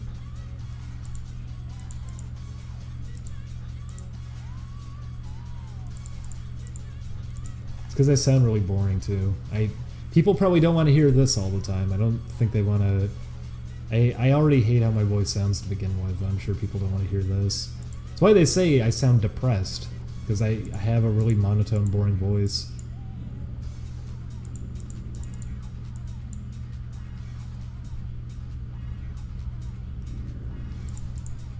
Oh man, we tried to play Blinks of Time Sweeper a while back. I don't really have memories of it. I played it once when I was younger. I forgot almost everything about it, so it took a little bit to get used to it again, but I wanted to play more of it, and it was one of our worst recording sessions I think we've ever had, to the point that I don't really want to use the video, because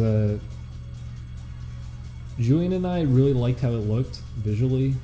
Also, it ran like garbage on the 360. I don't remember it running poorly on the original Xbox. You'd enter a level and the frame rate would drop to like 5. It was terrible how bad it ran. But I really, really like a lot about Blinks of Time Sweeper. I like the visual style a lot. I hate how the enemies look.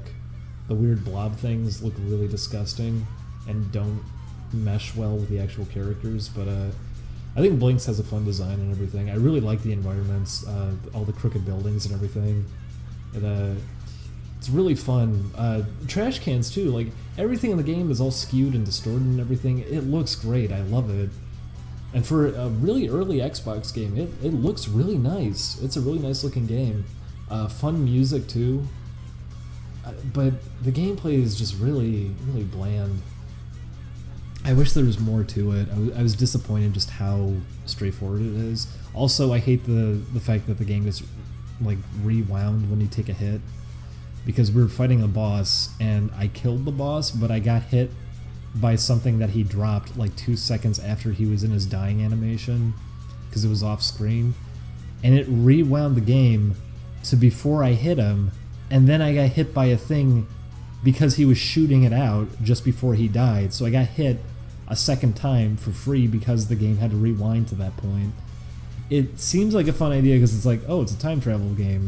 There's time control. You can rewind, you can slow motion, pause. It seems like it's a fun idea, but it got in the way there. It was just obnoxious. It's that too, yes, it's very slow. Your movement in that game is so slow. I love so much about it, but at the same time, in terms of the actual game design, it seems really confused. It doesn't seem like it really knew what to do with itself. I don't understand the idea of like the little gems that you collect to get time powers or whatever, because you have to get 3 of them to just get 1. You get 4 of them to get 2 of them, and otherwise like every other combination does nothing. And it's like, why is it set up this way? That's such a bizarre way of doing it. Because it also means like, oh, an enemy dropped 3 of these things. 2 of them are the one I want. This one, if I grab it, it screws the whole thing up. But since they're so close together, you're going to accidentally bump into one of the ones you don't want. And then it's you backtracking to go get ones that you do want. Like, it's a really weird system. Even the shop system was weird. You pick out things you want, and then you have to scroll down to check out to purchase them. You don't just buy them on the spot. It's really, really weird.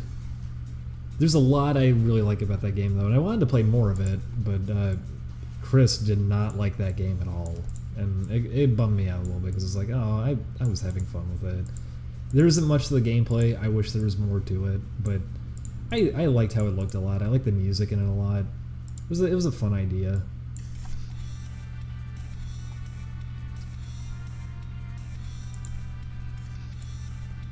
Speaking of fun, Parodius is a lot of fun.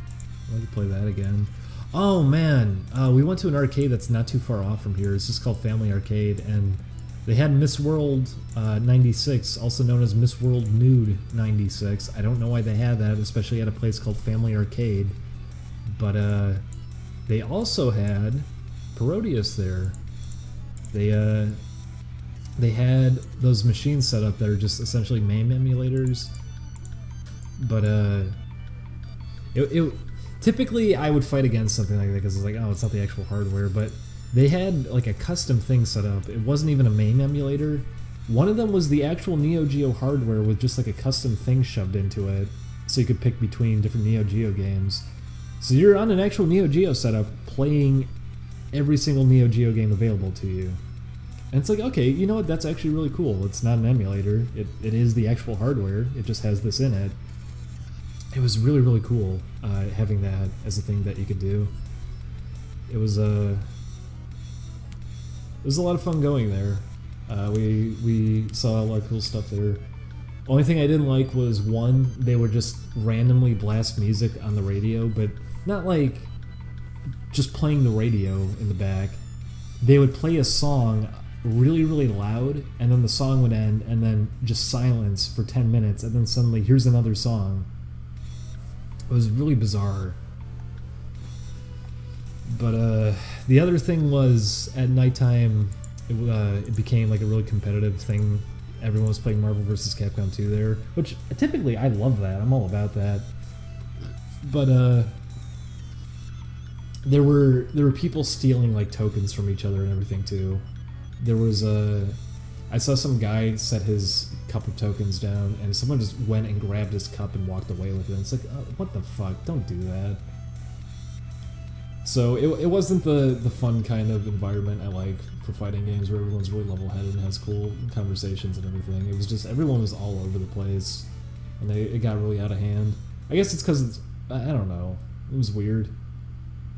The bathroom also took tokens, which is weird too. I think it was 2 tokens to go into the bathroom. It was bizarre.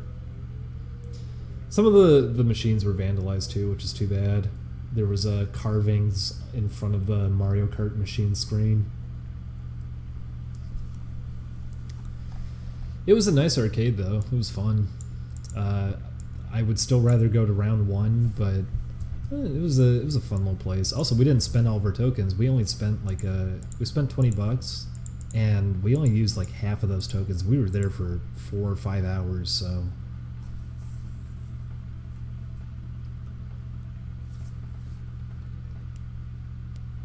Yeah, paying to use the bathroom is pretty lousy. I've never seen that before, but we didn't even run out of tokens. We paid $20 and were there for 4 to 5 hours and didn't even run out, so oh well.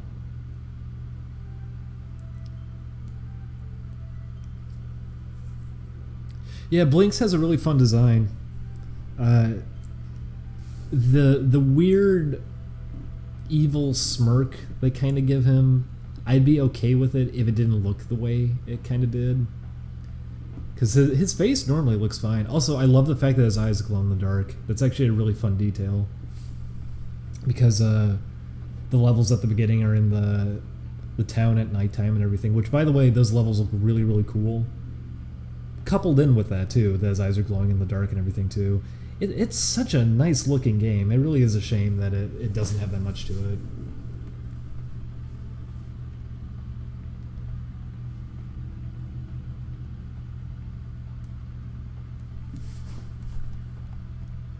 Also, this animation is probably going to look... Oh, I can delete this frame now. I don't know if you can see that through the stream or what. Probably have to pull it up so you can actually see it proper. Yeah, I don't think it's playing it the right way. Let me grab this animation so people can see it when it plays. Here's what the animation's supposed to look like. When it plays, I'll put it on loop so you can see it. That looks really bad on loop. Maybe I should have it hold on the final frame or something for a little bit. So you can see it. Yeah, there we go. This is I'm I'm gonna have to tone down a couple of the movements at the end there with the feet, but this is for when you're in the air and you grab onto a ladder. This is supposed to be you grabbing onto it. So we're gonna have one for the jumping animation, grabbing the ladder, one for the falling animation, grabbing the ladder, one from walking and grabbing the ladder, one from just standing and grabbing the ladder. We're gonna have a few different animations for just grabbing the ladder. And ladders in the game are actually pretty fun because they don't work like Mega Man that just like jumping makes you fall straight down. If you jump on a ladder, you actually can jump. So you can jump between ladders and everything. And then on top of that, it's like Kirby Superstar that if you hold down on the ladder, you slide down the ladder as opposed to just climbing downwards. But we also made it really loose. So if you're standing next to a ladder that's right in front of you and you hold up, it makes you walk up to the ladder and then you start climbing up it. So it's very easy to play the game and move quickly while also grabbing between ladders and everything. Because that's something I noticed when I was playing Mega Man X2, is that I hate running... What is it? Wheelgator, I think his name was. I hate that stage because there's a bunch of ladders at one point that you have to climb down, and you have to be lined up perfect with them to climb down them. And it really gets in the way when you're trying to just be fast because it's like, oh, sorry, I'm a few pixels off. Oops, I can't climb down the ladder. I gotta line myself up. It's not fun doing that. You want to be able to move quickly. But this is his falling animation going into grabbing onto a ladder. And he's gonna have one for jumping. He's gonna have one for his idle animation, grabbing a ladder, one for walking. We're gonna have a few. We have a lot of animations in this game, if that's not obvious. We already have probably a few hundred frames of animation.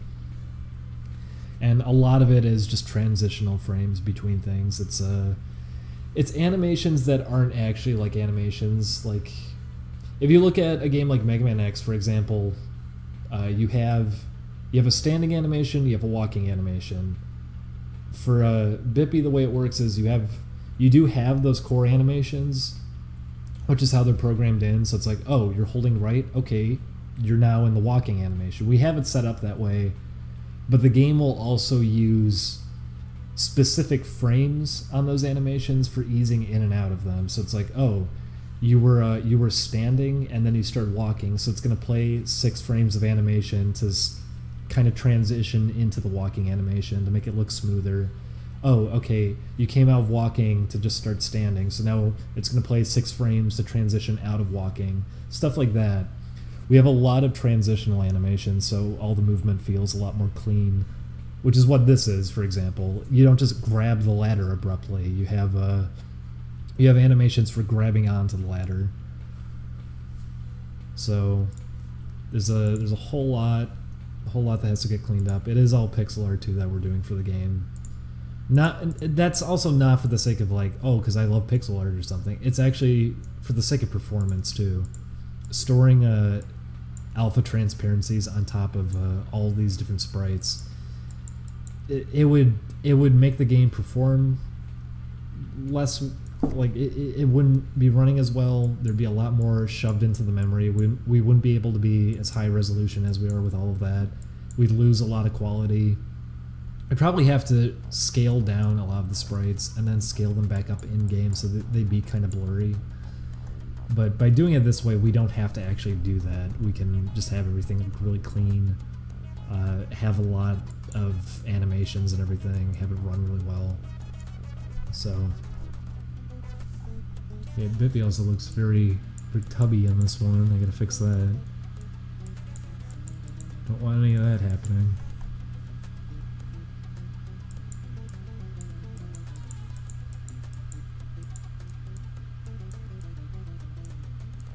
Okay, there we go. It's better. I gotta poke his face out more because people misinterpret how he's supposed to look too with that. He's supposed to have like kind of a snout coming out. Not like that though, that was bad. I'm just not in an art mood today, I guess. I'm really bad about that.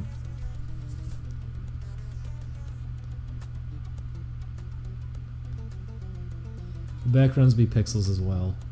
Kinda, yeah. It's not gonna be like Shantae where it was just because you say cheated a little bit. They didn't cheat a little bit. They cheated a lot. They had alias rotations on things and everything. It looked very bizarre compared to the fact that the characters are all pixel art. We're not going to do that. We are going to have like proper color palettes and everything to make it go alongside it. But they're going to be probably based off painted backdrops that we do ahead of time. Like how a lot of this is based off much higher resolution, rough animation, and then gets cleaned up as smaller pixel art, even though it's still relatively big for sprites.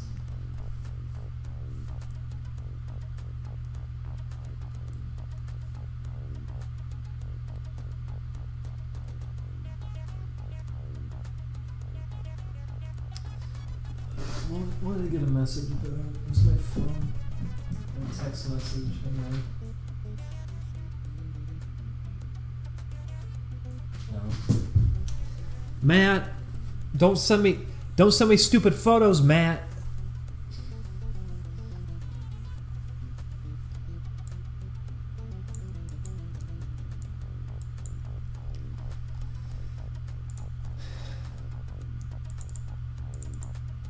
Oh yeah, look at that. His weight is changing pretty heavily between each frame, isn't it? Looks like he has kind of a pudgy gut there. It's not supposed to. I don't want him to be flat either, but I'm just doing that to try to shape him out a little more.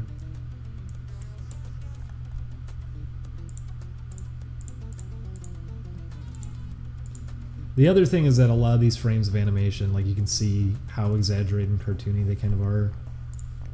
Because I think we have a smear frame. Yep, right there. We have stuff like that too. We have smear frames and everything. So if anyone is stopping and thinking like, well, what the heck? This frame looks really awkward. That's why we do exaggerate the movements a lot. So specific frames are going to look awkward if you're going to pause them, obviously. We do plenty of that. And also, it's not going to be like forced smear frames. I think this is one of the few that we've ever used. A lot of people go overboard with it whenever they hear about them, because it's like, oh, I want to do it too. I want funny freeze frames so someone can pause my animation and use it as a reaction image. And then they completely overblow it and work it in and try to make them look as goofy as possible too. They don't try to make them look good in motion. They do it just for the sake of doing it. They want them to be a goofy thing you can freeze frame and catch. We're not doing that. Even Skullgirls was guilty of that sometimes. I actually got bugged out by that. Was one of the characters, who was it?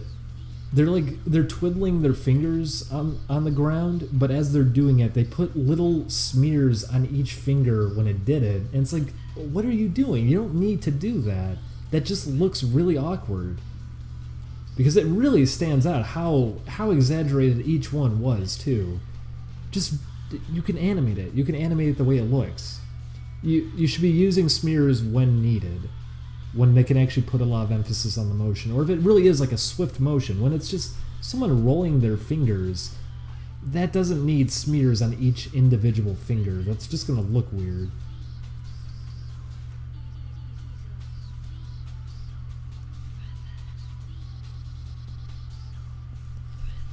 But we have them in animations in this game, but they're not frequent. And on top of that, like, here, I'm gonna play it now. You don't even really notice it. It's there. We have a smear frame, but you can't really see it. Stuff like that we're gonna have. We're gonna have it where it would be appropriately used. You're not gonna really notice it unless you went out of your way to pause it.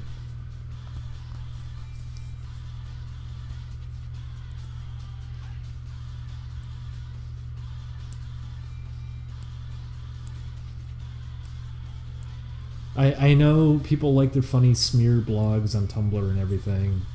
Or there's people who also think they're just bad in general, when no, they're not. They can be used effectively. As I remember, people were... That was a Kotaku post, which was annoying, was that they posted about how Overwatch used like a simulated smear effect with the rigged models they had for an animation. And it looked fine in motion. It looked just fine. The one thing I could really say about Overwatch is they did a good job with animations in it. And they paused and they're like, what the hell? Are the graphics in Overwatch bad? Why are his fingers stretched out? Because that's supposed to be simulating a smear. That's why. It's not a bad thing. That doesn't mean it's bad. It's animation. It's moving. It's supposed to be a moving picture. When you pause a moving picture, it might look weird. But smears are really just awkward because of that. People either want to go way overboard with them because they just like how funny they look, or they don't even understand why they exist to begin with and think like, oh, the animation is bad. They used one of these? They have a time and a place, and they should be subtle in motion. They shouldn't be a thing that you can recognize happening.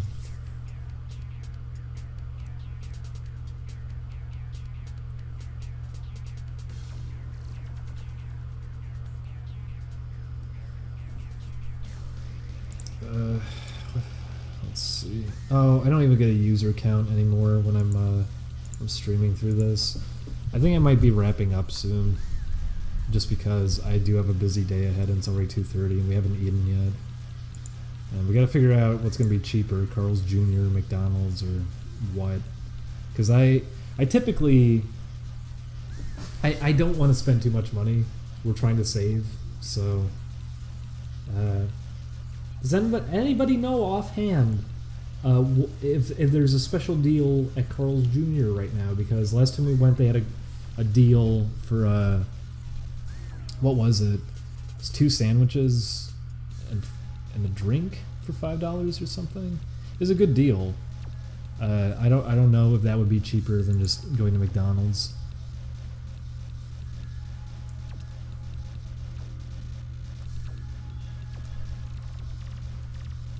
But we're going to be wrapping up in a little bit.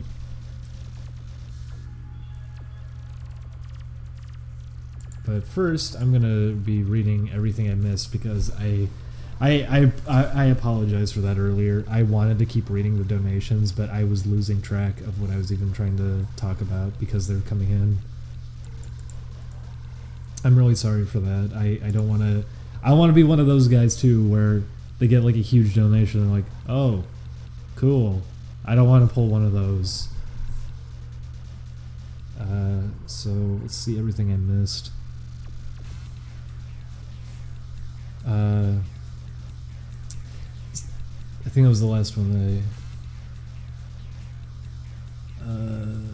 DuckG's69 donated $5 and said, "Do you pre or squee?" Those are two big juicy memes mixed together into one.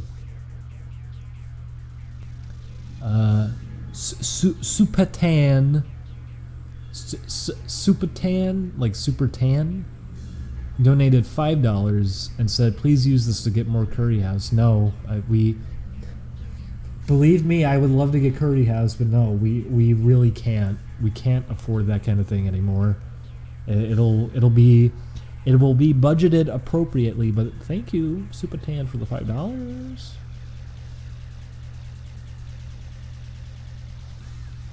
Thank you, Yusufquis, for $1. It said, "Already donated today, but just wanted to round off my balance while helping out a little. Keep it up."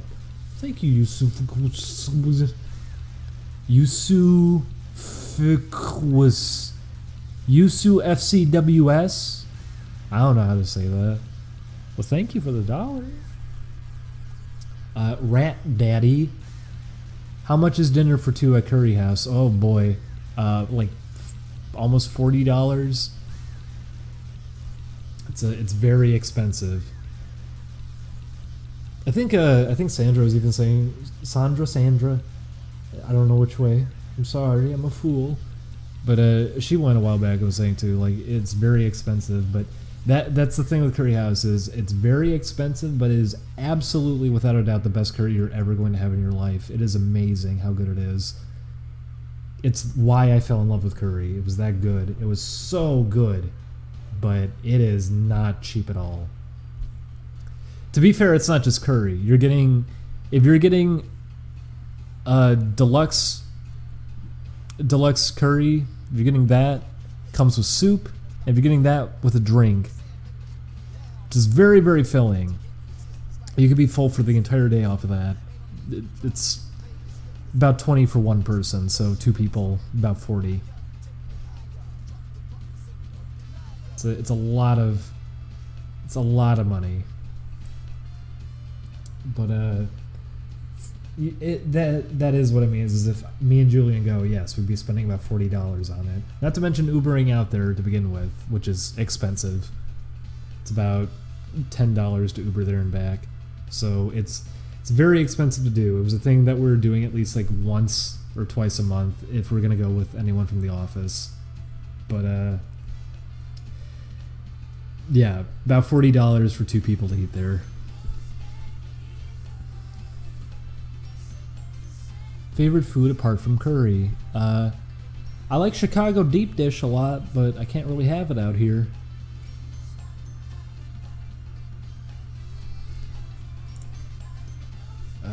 Let's see what else.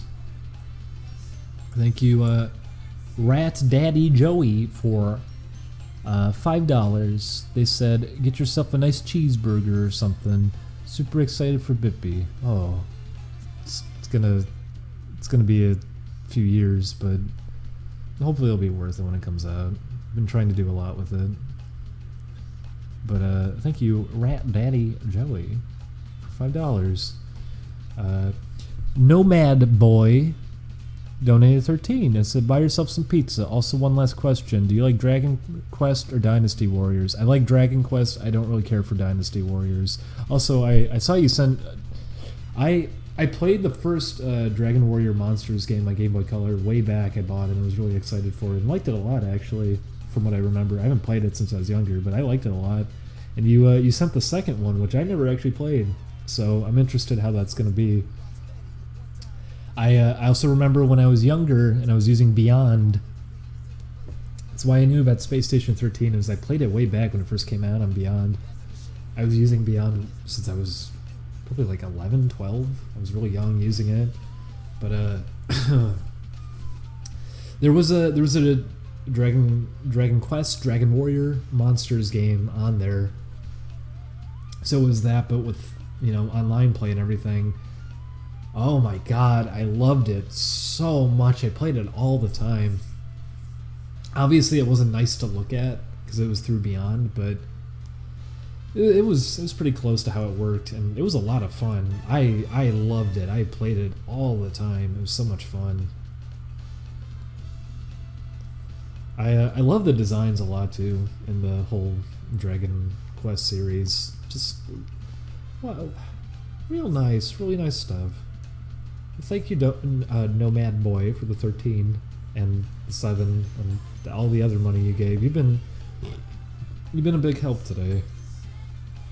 Thank you, Shakespeare. Oh, like Shakespeare, for $32. Holy cow! Did Julian's habit of copying funny voices ever get him in any trouble? Not yet, but I feel like it's coming. The one at the grocery store, I think, was pushing it. I remember I called it out after he did it too, because that was really awkward. Was that they were checking out and he did that right in front of them. They didn't seem bothered, but I think they heard him. He was very loud when he did it. But no, he hasn't gotten in trouble for that. I think he did it in an Uber ride too. Now that I'm thinking about it, the Uber driver was on the phone laughing in a different language, and Julian did like an impression of it. I told him, you can't do that. The guy didn't hear it though. He did that one at least pretty quiet. The grocery store was just out loud. He did. But thank you, Shakespeare, $32. That is a lot of money. Thank you so much. Skipuku, $5. Like seppuku, but it's skipuku, like Skip Sparky Pants when he committed skipuku. Thank you, Captain Failmore, $15. Glad your ear isn't full of disease anymore. By the way, what kind of setting is Bippy in? Curious for fan art reasons.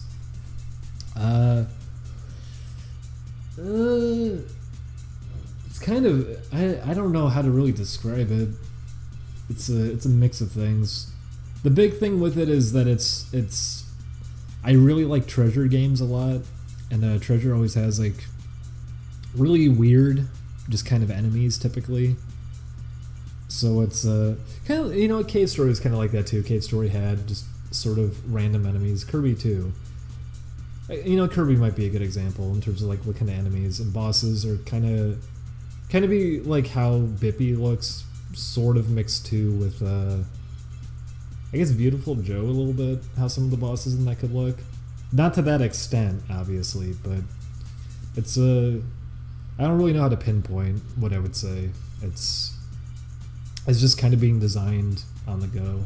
So, but thank you, Captain Fillmore, $15. Any Klonoa inspiration? I didn't even think about that. Someone pointed that out too. There actually is a character in Klonoa who's like a boxing kangaroo who has like the headgear on. It's a common thing that I notice a lot in Japanese designs. Because what's the other one? There was a boss in Mega Man X7 that was a kangaroo that had like boxing gloves and headgear. It's a thing I've seen a lot. So it was part of where it's like, okay, you know, this because it was all subconscious too, doing it. But that's probably where I ended up picking it up from, was just seeing so many designs where they do that with the boxing headgear. Typically, it's not ever for a main character though. It's always for like a small enemy or something. So, but Klonoa probably is actually in the ballpark of where a lot of design elements are going to be kind of focused around. This is probably not a good song to come up on the playlist right now. I don't feel like this is a fitting one for the stream. I do like my pop-in music, but this one can hold off. That, and I'm worried if I'm going to get in trouble for having that on there. But thank you, Captain Fillmore, $15.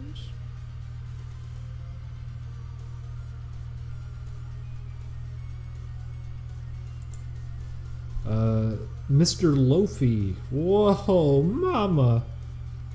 $50. Holy cow. Sucks to hear how stressful the process of editing videos can be. I never donated before, but as someone who finds everything you do as gold, I had to donate. P.S. The Resident Evil 7 series is hilarious. Don't care what anyone says. What I'll say about the Resident Evil series is that I kind of don't blame people where it's going to end up at around the end, because when we got to the ship of the end of the game, everyone was just kind of exhausted, like, okay, can it just be over now? And it's because the ship at the end of the game very much just reads as a like padding. They wanted the game to be a little bit longer, because as much as people think I hate it, I don't. I actually like Resident Evil 7.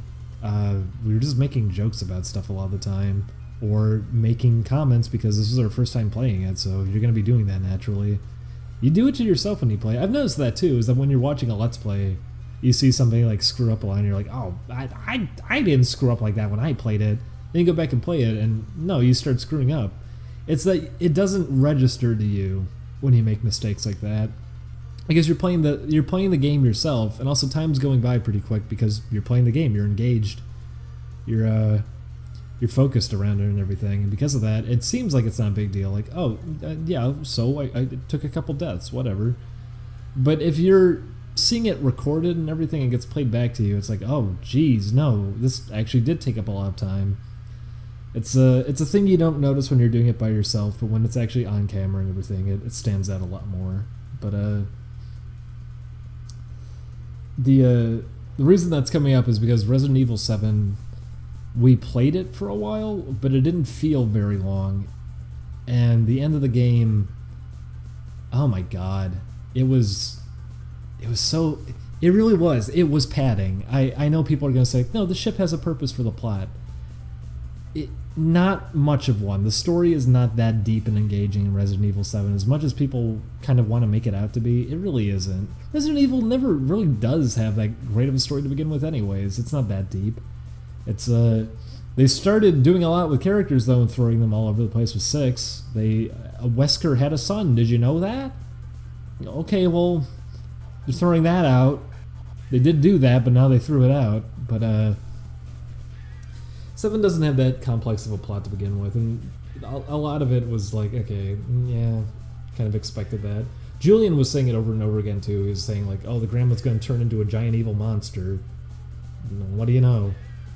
It's stuff that people could probably see coming from miles away, especially because it's based around a lot of Western horror movies anyways. Half of that game is not original, it's just direct references. I know people say, too, like, oh, well, there's horror nods in the old games. They're nods. It's not just direct scenes dropped into them, which is what you're kind of getting with 7 a lot of the time, but 7's still pretty fun for what it is. I kind of wish it wasn't a Resident Evil game is the thing with it. And where it ends up at the end, a lot of people were insisting to us, you'll love the ending. No. The Baker household is a lot of fun. They're very interesting, and all of them have their own different kind of thing going. Even if one doesn't go well for you, you may not like one of them, you might not like the next one. Like, I didn't like the whole Saw segment that much. I thought the guy was kind of annoying. I was getting bored of it by the end. But, because having to tediously disarm bombs and everything, it wasn't very fun, but other parts of it, I was getting pretty into it. I was liking it. But that was where it fell apart, was the ship is just really boring. And in terms of what it adds onto the plot, it doesn't add much. It could have been very quickly done. It was just a brief moment. It didn't need to be this whole thing. The ship is really, really boring, wastes a lot of time, and it's kind of why it's there, to waste time. It's not an interesting environment in any way. They keep recycling the same 2 enemies on you over and over again.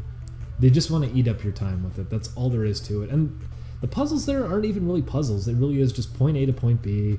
There's one room where it's like, oh, you have to spin the paintings, except you turn around and, oh, there's the solution. It's not even a puzzle. It's just a little time waster. And then the area after, it just starts dumping huge waves at the same 2 enemies because it's like, okay, no, burn all your ammunition here. Yeah, what do we do to eat up more time? It was getting really frustrating at the end just because of that. And the thing is, too, with horror games in this kind of way, the emotion, if you were disconnected from natural responses like that, like fear, if you had that stripped away from you, the emotion you'd be left with is just kind of frustration at that point. And that's what it turns into. You're not scared of anything. You're not intimidated by anything because, oh, you have a machine gun, you have a flamethrower, you have a grenade launcher. You're not intimidated. It just becomes tedious. You just kind of get frustrated at that point. You're not really having fun. You're not really engaged anymore. It's just there to eat up time, and it was getting disappointing. But that's why I'm not looking forward to the end of the series, because I know we all start getting really drained by it.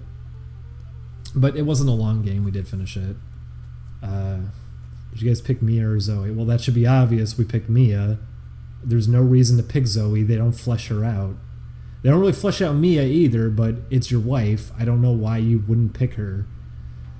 And it is so stupid if you pick Zoe. It is so stupid if you pick Zoe, because they were just thinking to themselves like, oh, fuck, what do we do? How do we kind of quickly make this like a bad ending? Oh, she's dead. Okay, just kill her immediately after you pick her. Just you fucking load your save file at that point. You made the wrong decision. There is no reason to pick Zoe. And you kind of get what you deserve for picking her, because there's no reason to pick her to begin with. Honestly, there's no reason to pick either of them. Neither of them are fleshed out. They use the segment right after to flesh out Mia, but it's your wife. Why would you be picking a total stranger over your wife at that point? You're getting exactly what you deserve if you didn't do that, and it's not even a hard choice. That could have been something if they actually set up the characters more, but they don't. And if you're gonna say too, like, well, if you read stuff, even if you read stuff, still you aren't getting too much on these characters. They flesh both of them out immediately after that decision too. You see more about Zoe, you see more about Mia, so it's like, why is this right here? You should be doing that ahead. It's like how Undertale was, it sets up its ending in this way, like, oh, here's this character you're supposed to feel sad about, but they dump truck all of that on you at the end, and they don't even give you all of it. They give you more details about that if you're playing on the genocide route, so it's like, okay, so much for trying to get this kind of impact. You're not going to get this punch out of people if you don't give this to them ahead of time. You need to flesh these characters out if there's going to be some kind of conscious decision here that's supposed to kind of weigh in on them. But they wanted more than one ending, so that's why it's there. It's not a hard choice. But Julian and I didn't hate Resident Evil 7. As much as people think that I hated it, I didn't hate it. I fought in my head if I was going to include that clip. When we ended up going the wrong way, Julian says right afterwards, "Why don't people in the comments ever yell at me for these things?" I left that out of the video because I didn't really want to have that there. People don't like... They always do that. They're like, oh, shitting on the comment section again, huh? I wanted to leave that out, but at the same time, people do seem like I'm really miserable playing it, but I'm not. Like, we're all making jokes about it still. We're all making the same kind of observations. So, I don't know what it is. But, Chris hated it. Chris absolutely hated Resident Evil 7. He did not like it. But I thought it was alright. I didn't like the ending at all, and I think that was the biggest part that was kind of ruining it. But, it's also, I would have liked it to be more like the opening of the game. I would have been completely fine if it totally restarted itself. Also, anyone who says the excuse of, well, it's Resident Evil. Resident Evil has done things that are not good. Look at 6. Just because it's Resident Evil doesn't excuse the fact that some decisions that they make with the game weren't exactly good ones. That's not how you provide your point on something like that, by just saying it's Resident Evil. A decision that's questionable is still a decision that's questionable, and with how they were advertising this one, I would have been fine if they're honestly just going to completely reboot it as something totally different. Because after 6, by all means, I don't care.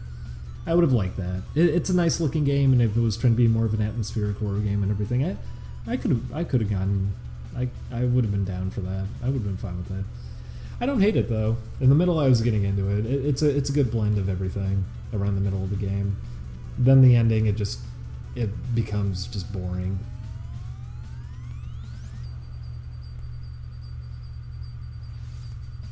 So, have you looked at any of the DLC? Well, we got the advertisement for it when we beat the game.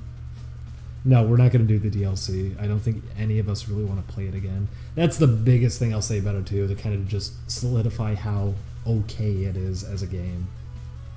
I could go back and replay Resident Evil 1 and 2. I could have some motivation to want to go back and play it again. I do not want to play Resident Evil 7 again. There's nothing in there that makes me want to experience it again, especially because so much of the game are essentially cutscenes. Just little moments that you're not going to be able to skip. You're going to have to sit through them again. And once you chop all of that off, you probably have like an hour to 2 hours of gameplay. There isn't really anything worth coming back to, I don't think.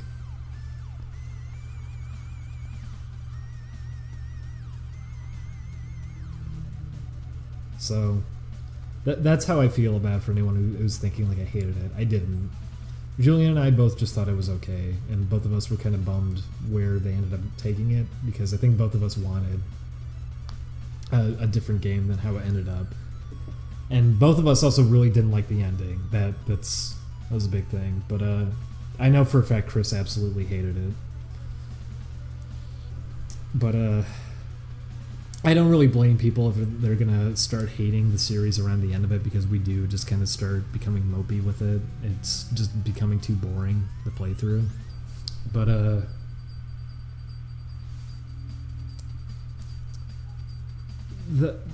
thank you for the $50, Mr. Lofi. I'm sorry that was such a long conversation point there, but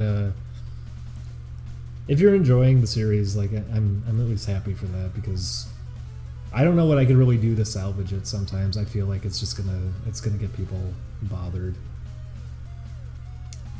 But thank you again for, gosh, $50. By the way, I'm sorry I trailed off so much there as a response to your comment, but thank you again, Mr. Lofi, for $50. That is a huge donation, and the fact that it was like your first time doing something like that and everything too. It was very nice of you. Thank you so much. $50 whole. It was a very generous donation. I'm glad you've been enjoying it too. I've been trying to make it better with the past few videos that we had go up. I was trying really hard to chop off anything that might have made it harder to sit through. Chris hates most new games. Chris also loves Resident Evil though, so...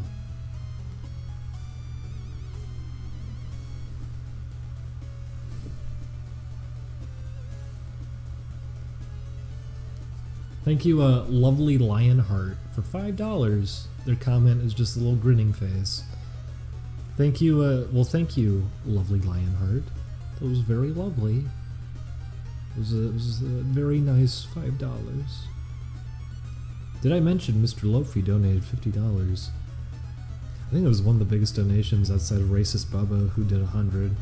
Everyone today, like, thank you for helping out with this. It's been very nice of all of you. You've been little sweeties.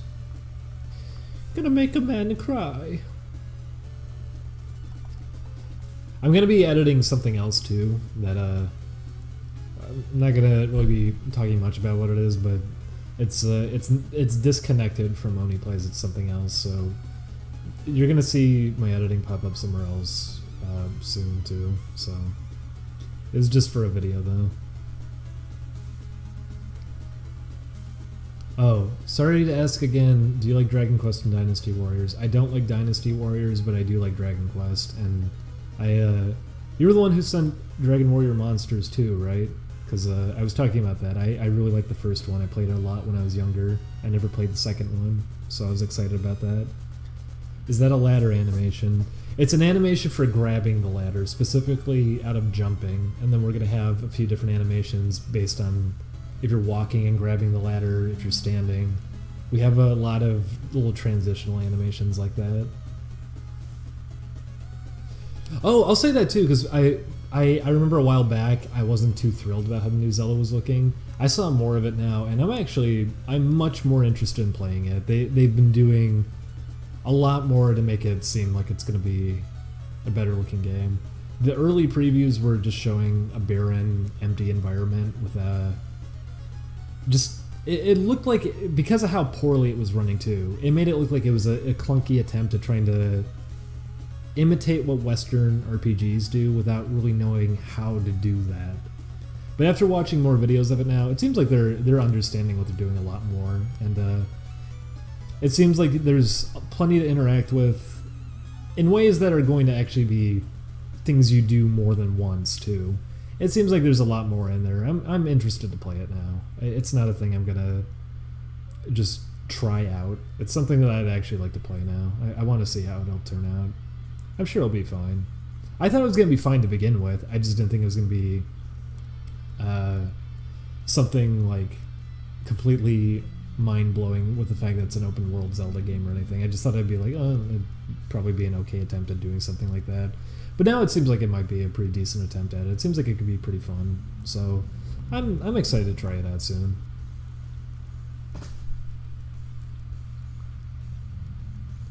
What do you... Oh... Yeah, the DLC thing I can easily form a complaint about, though. Especially for what the DLC is. I heard people saying, too, like, well, at least Nintendo is... they're catching up with what other people are doing. Yeah, that's not a good thing. That's not the kind of thing I want them catching up with. I want them improving their online services and everything. And when I say that, I mean improving them, not charging money for it. Yes, Nintendo's catching up on things that are bad. Paid online, without even improving what they do for their online service to begin with, that's not good. Adding in DLC for something as minor as a hard mode, that's not good either. Season passes, mystery content like that, yeah, that's not good.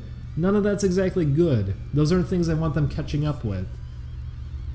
It could be interesting depending on what they do for DLC, but everything that they announced, no, that's not worth it. But that's a completely different thing.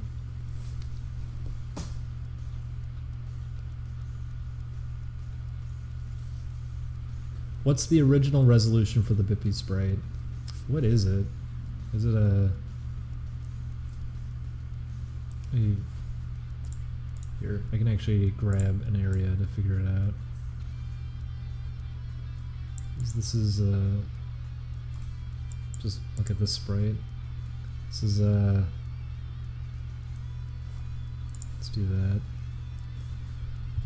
Bippy's about roughly 100 by 100 because he moves a lot too. So say he's about 100 by 100.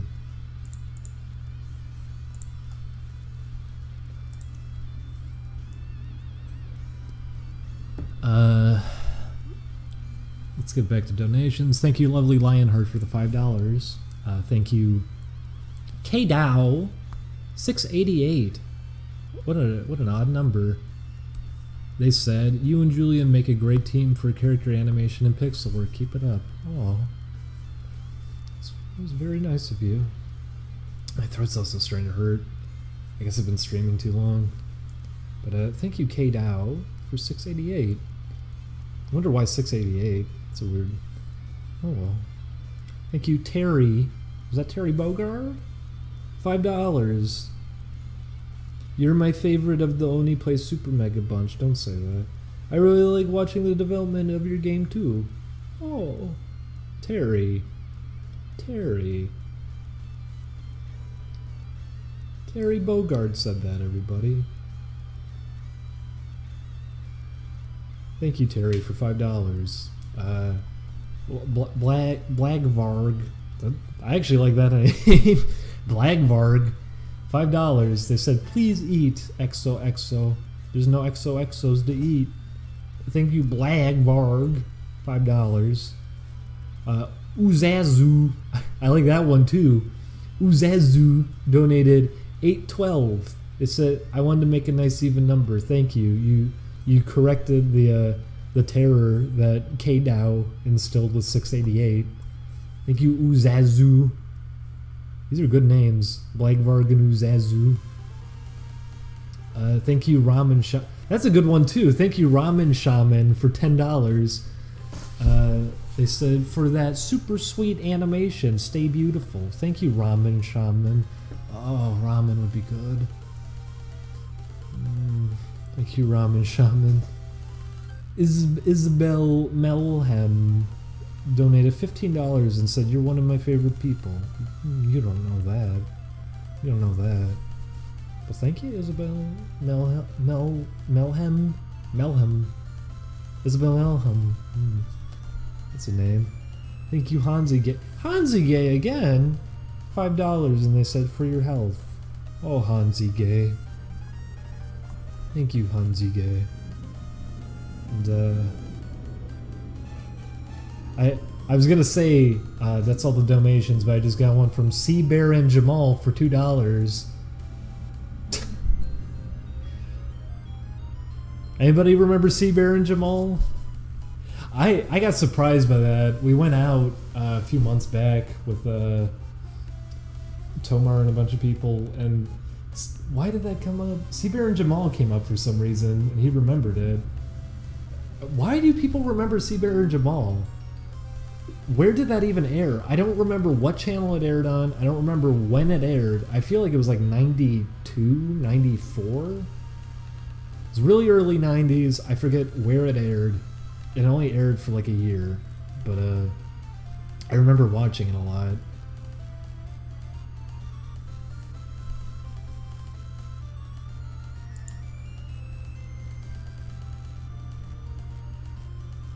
But thank you, Seabear and Jamal. Both of them donated. It was on Fox Kids. That makes sense. That makes a lot of sense. 96? Was that far ahead? I thought it was earlier on. I thought it was like 94.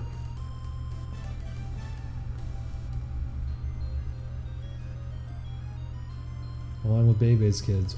I mean, yeah. Yes, those were two things that I grew up with. Bebe's Kids and Seabear and Jamal. Oh my god.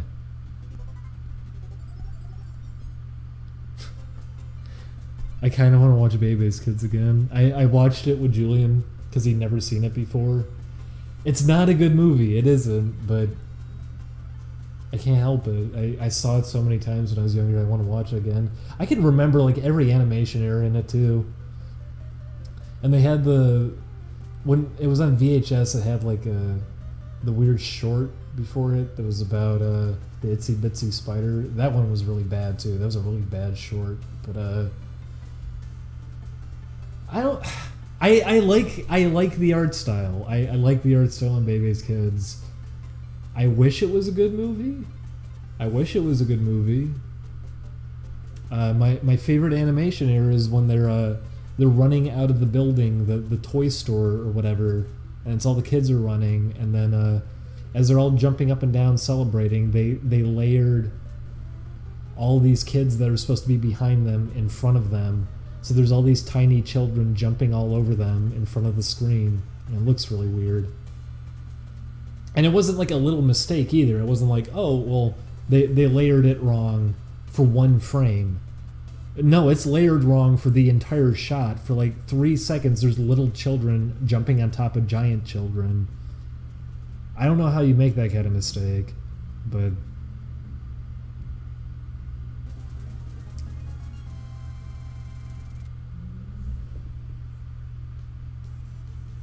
I remember the PJs being pretty good. I remember liking the PJs. I remember it wasn't... I think it was successful too, wasn't it? I think the PJs was successful. The problem was just it was expensive to make, and in the tight window that they wanted it made, it just wasn't viable.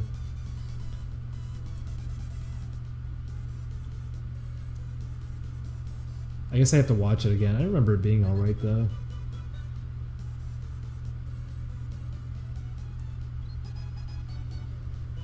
Thank you, Bubba, for $5. And I said, hey, you're a cool guy. Oh, Bubba. Coming from you, Bubba. Thank you. It means a lot. Yeah, I was wondering what his name was. I know he worked obviously on the Proud Family too, and there was involvement in Princess and the Frog and everything too. And the Boom Crew, there was that too. That show was terrible, but I always really liked how all that ended up looking. That all looked really nice. I always wish it was better end results as like an overall product, but that's something I can at least take out of all of it.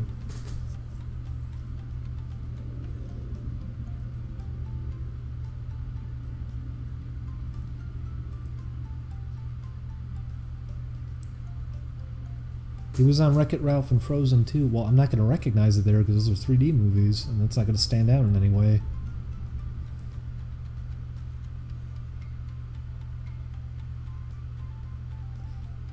I know he was involved on some movies that are actually alright. I just don't remember. Because I looked into this a few years back, because I liked a lot of the stuff that I was involved with, in terms of how it looked. Yep, I always have to specify that, in terms of how it looked.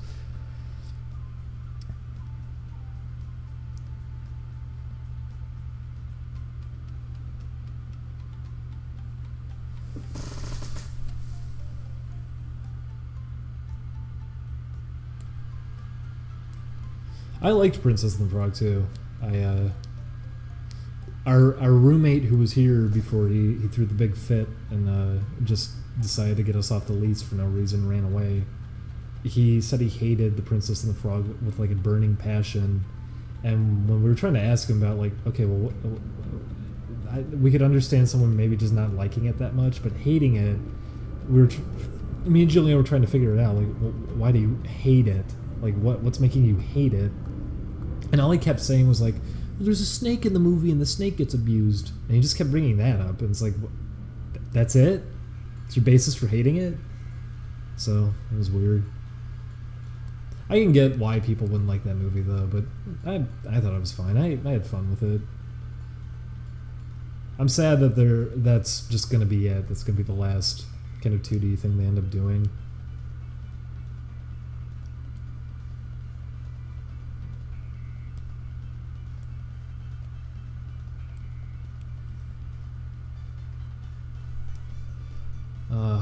Hearing this makes me think too. We actually did finish Chameleon Twist.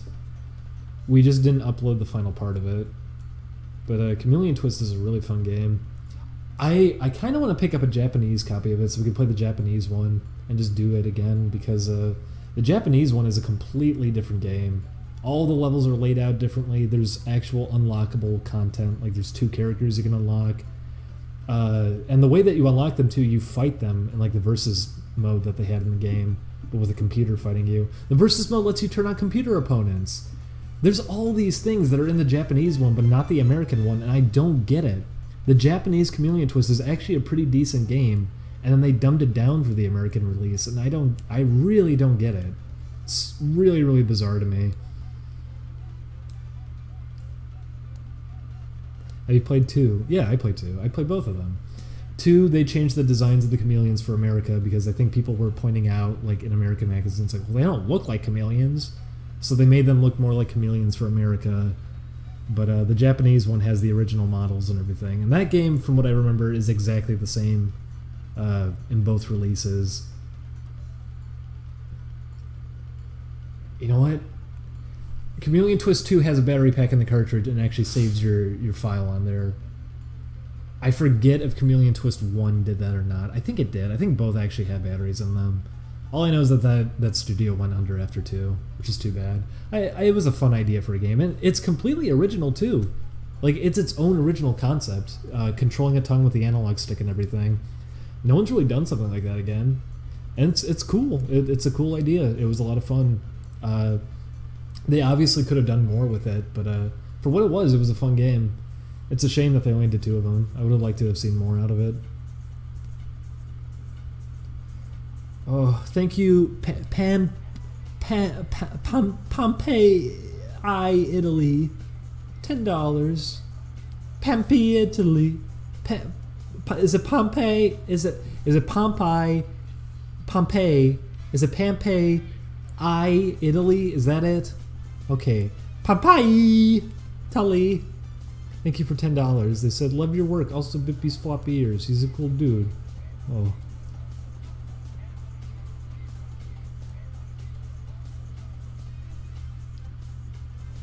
Disney might make a Kingdom Hearts cartoon. I don't think they're thinking about that now.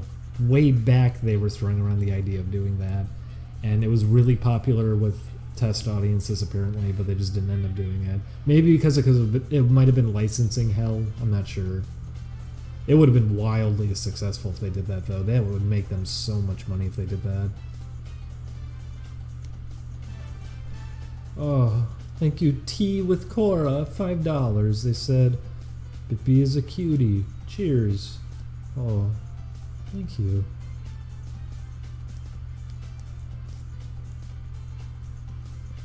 Yeah, that was the one I was thinking of. It was an old concept that they had, and they had like test audiences and everything who watched it and apparently gave good feedback. It was just was it like a test animatic that they had, and that was all it was? It wasn't even like finalized and produced or anything. They didn't have like a pilot or anything, but they just dropped it. They didn't go with it.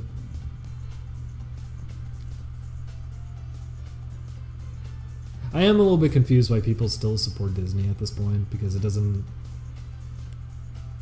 I don't know. As much as people hated the tail end of the 90s with them, they hated like Hercules, they hated...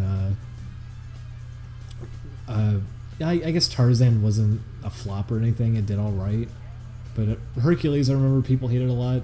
They always get really mad at Disney if they ever experiment too much. And I really don't get that.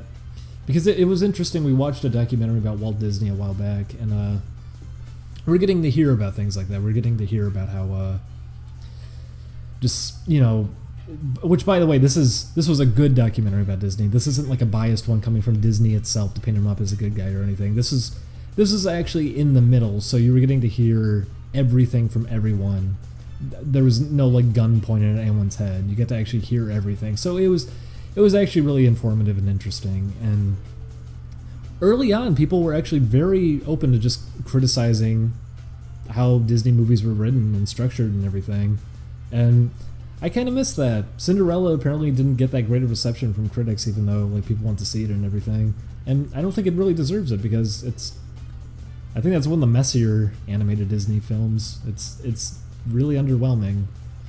It's nice to look at, but in terms of like how it's actually written and everything, it's not much. That's how typically Disney movies are. There's just kind of a formula and a science behind it. And people were at least open to calling that out, but then it just went away, I guess, when Little Mermaid happened and everything. And people want that from them now. They want that from them. They don't like them experimenting more. And that always disappoints me.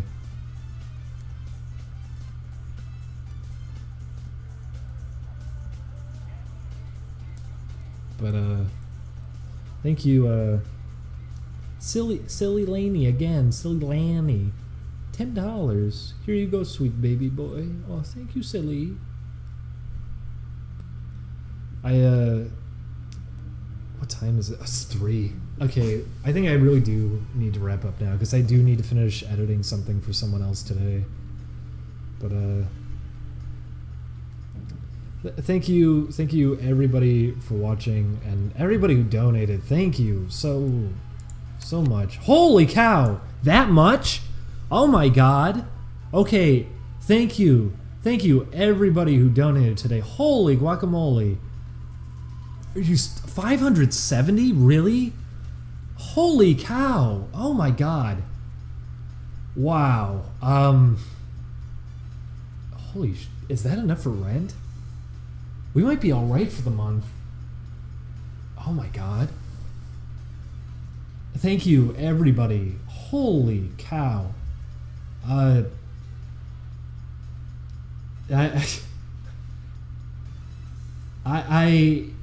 might stream again sometime soon to do more work on this, but next week we're gonna try the Patreon up and everything. We'll have details about our game that's coming out this year. Look forward. Me and Julian did more videos where we played 50 Cent Blend in the Sand with man Ryan. We're still going to be recording with Chris and everything too. I'm not sure when the first video with new editing is going to go up. Probably soon, I would hope. I still might edit here and there on occasion, but thank you everybody for tuning in on this Saturday. Thank you for everybody who donated. I can't stress that enough. It's like, thank you. That is a huge load off of our shoulders, because when we did the math and everything, we were not going to have rent at the end of the month, and now I think we might. Thank you everybody. Holy cow. Where can I see updates on the game? We're going to have a Patreon, and we'll have updates on all the game stuff we're doing there. Also, thank you, Hot Beef Boy, for $2. And they said, favorite game soundtracks. Also, Bippy and Mario crossover in the future. No, that one's not happening, but favorite game soundtracks. I mentioned it a while back. Guitaru Man was one that I've always loved since I was younger. That's not even just soundtrack. I love the art style in that game. I love it. The designs and everything too. And you could tell that artist had a lot of fun with that game, because any of the concept art, there's just millions of little characters everywhere. A lot of it not even ending up in the game. I love everything about that game, but really good soundtrack. Jet Set Radio is an obvious one. I love... In terms of a Capcom game, here's one that most people aren't even aware of. Cadillacs and Dinosaurs has an amazing soundtrack. Really, really good soundtrack. Most people didn't play that game. Plus, it's a licensed game to begin with, so finding that game anywhere, it's not going to get a re-release or anything. Most people probably have never even touched it, but it's a great game. It's a lot of fun. It's based off the Final Fight engine. It's a lot of fun. Really, really amazing soundtrack on that game. Really good. Almost everything on that soundtrack is great. And they have more than one song for boss music, too. They have different boss themes and everything. It's great. What else? I'd have to keep thinking.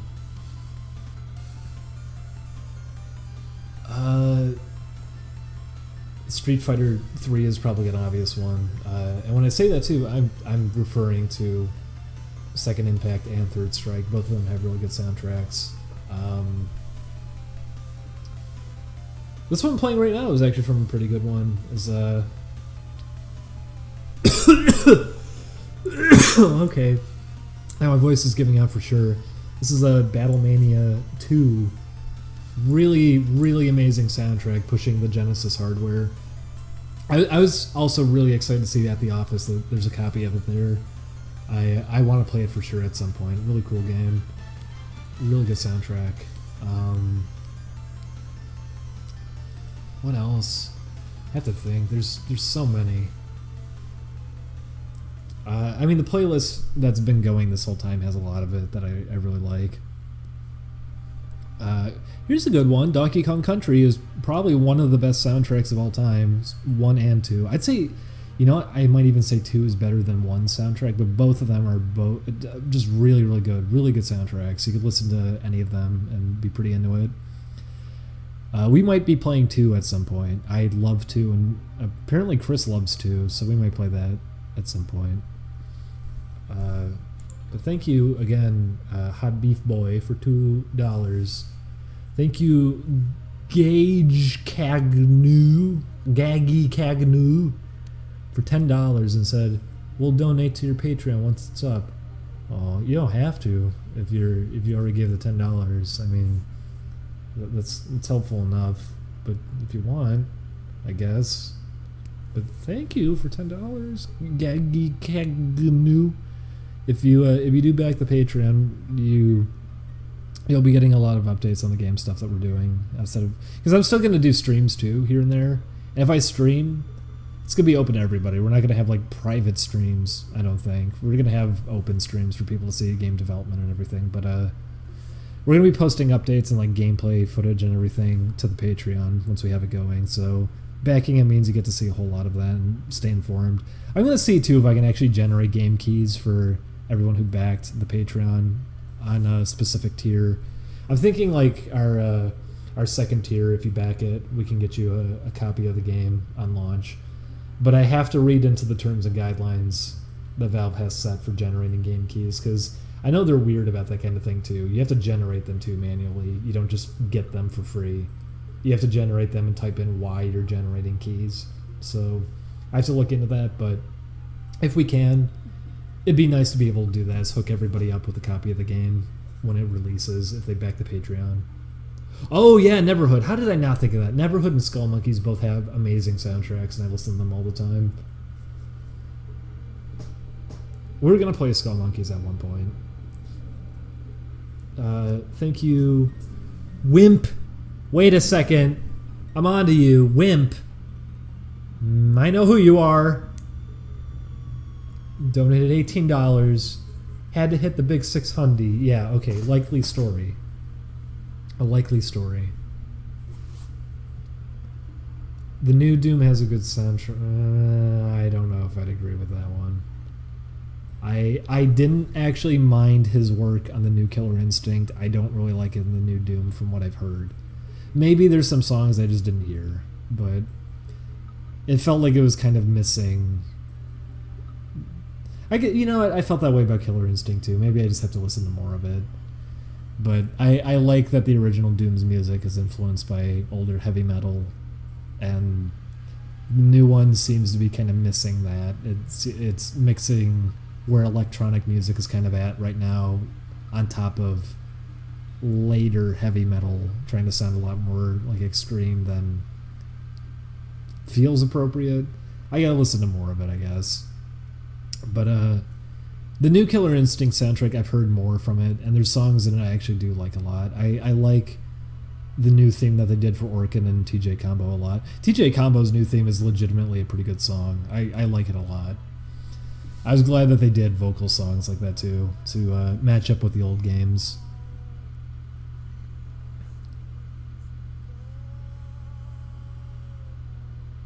Yeah, that's what I was going to say. It sounds like new metal and dubstep combined. I didn't want to say dubstep, but it is kind of what it is. That's what the guy's known for. He mixed that in with Killer Instinct too. Like I said though, some Killer Instinct songs of the new game, I really don't like them, but some of them I like. And specifically those vocal songs. I like the new Black Orchid theme a lot. I like the TJ Combo theme a lot. Still kind of prefer the old Killer Instinct soundtracks, but I can. There's some stuff from the new one I can take and enjoy. I don't really care for the game though. I tried playing it. I'm not really into it. And it's not like I'm gonna say the old ones are great or anything either. They're fun. They're a lot of fun. I think a lot more fun than the new one is. Just because they didn't take themselves as seriously. It was a lot goofier. Had a lot more fun with itself, and also having like 90s Euro dance music and everything. That's fun to have going in the back while playing and everything. It's the arcade ones too, the pre-rendered backdrops and how they work. That it was a video clip that they were tracking. There's a lot there that can make it interesting to go back and play. The new one is just not enough for me to really be kept into it. But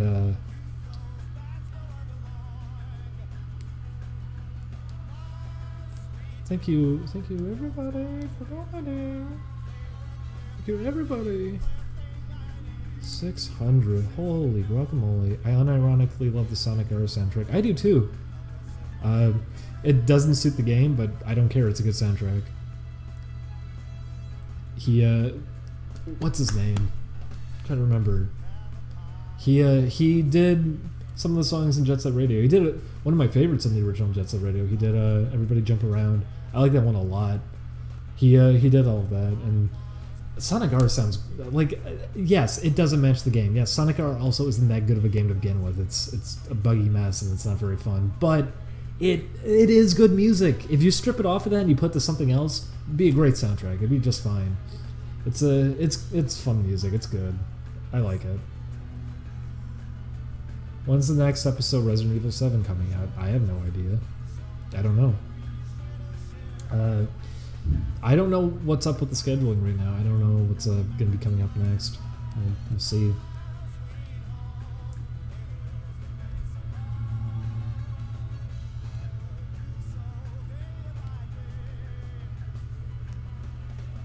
There it is, Richard Dog. He's good. But anyways, thank you everybody for watching. Thank you everybody. This is a perfect song to go out on, isn't it? Thank you everybody for donating. You're all good. I'll be back soon, and we'll hopefully have the Patreon up soon. Thanks. Thank you everybody for tuning in, and thank you everybody seriously for helping out. The 600. We might actually have rent now. Thank you everyone. You're all good. I'll see y'all soon. I love you.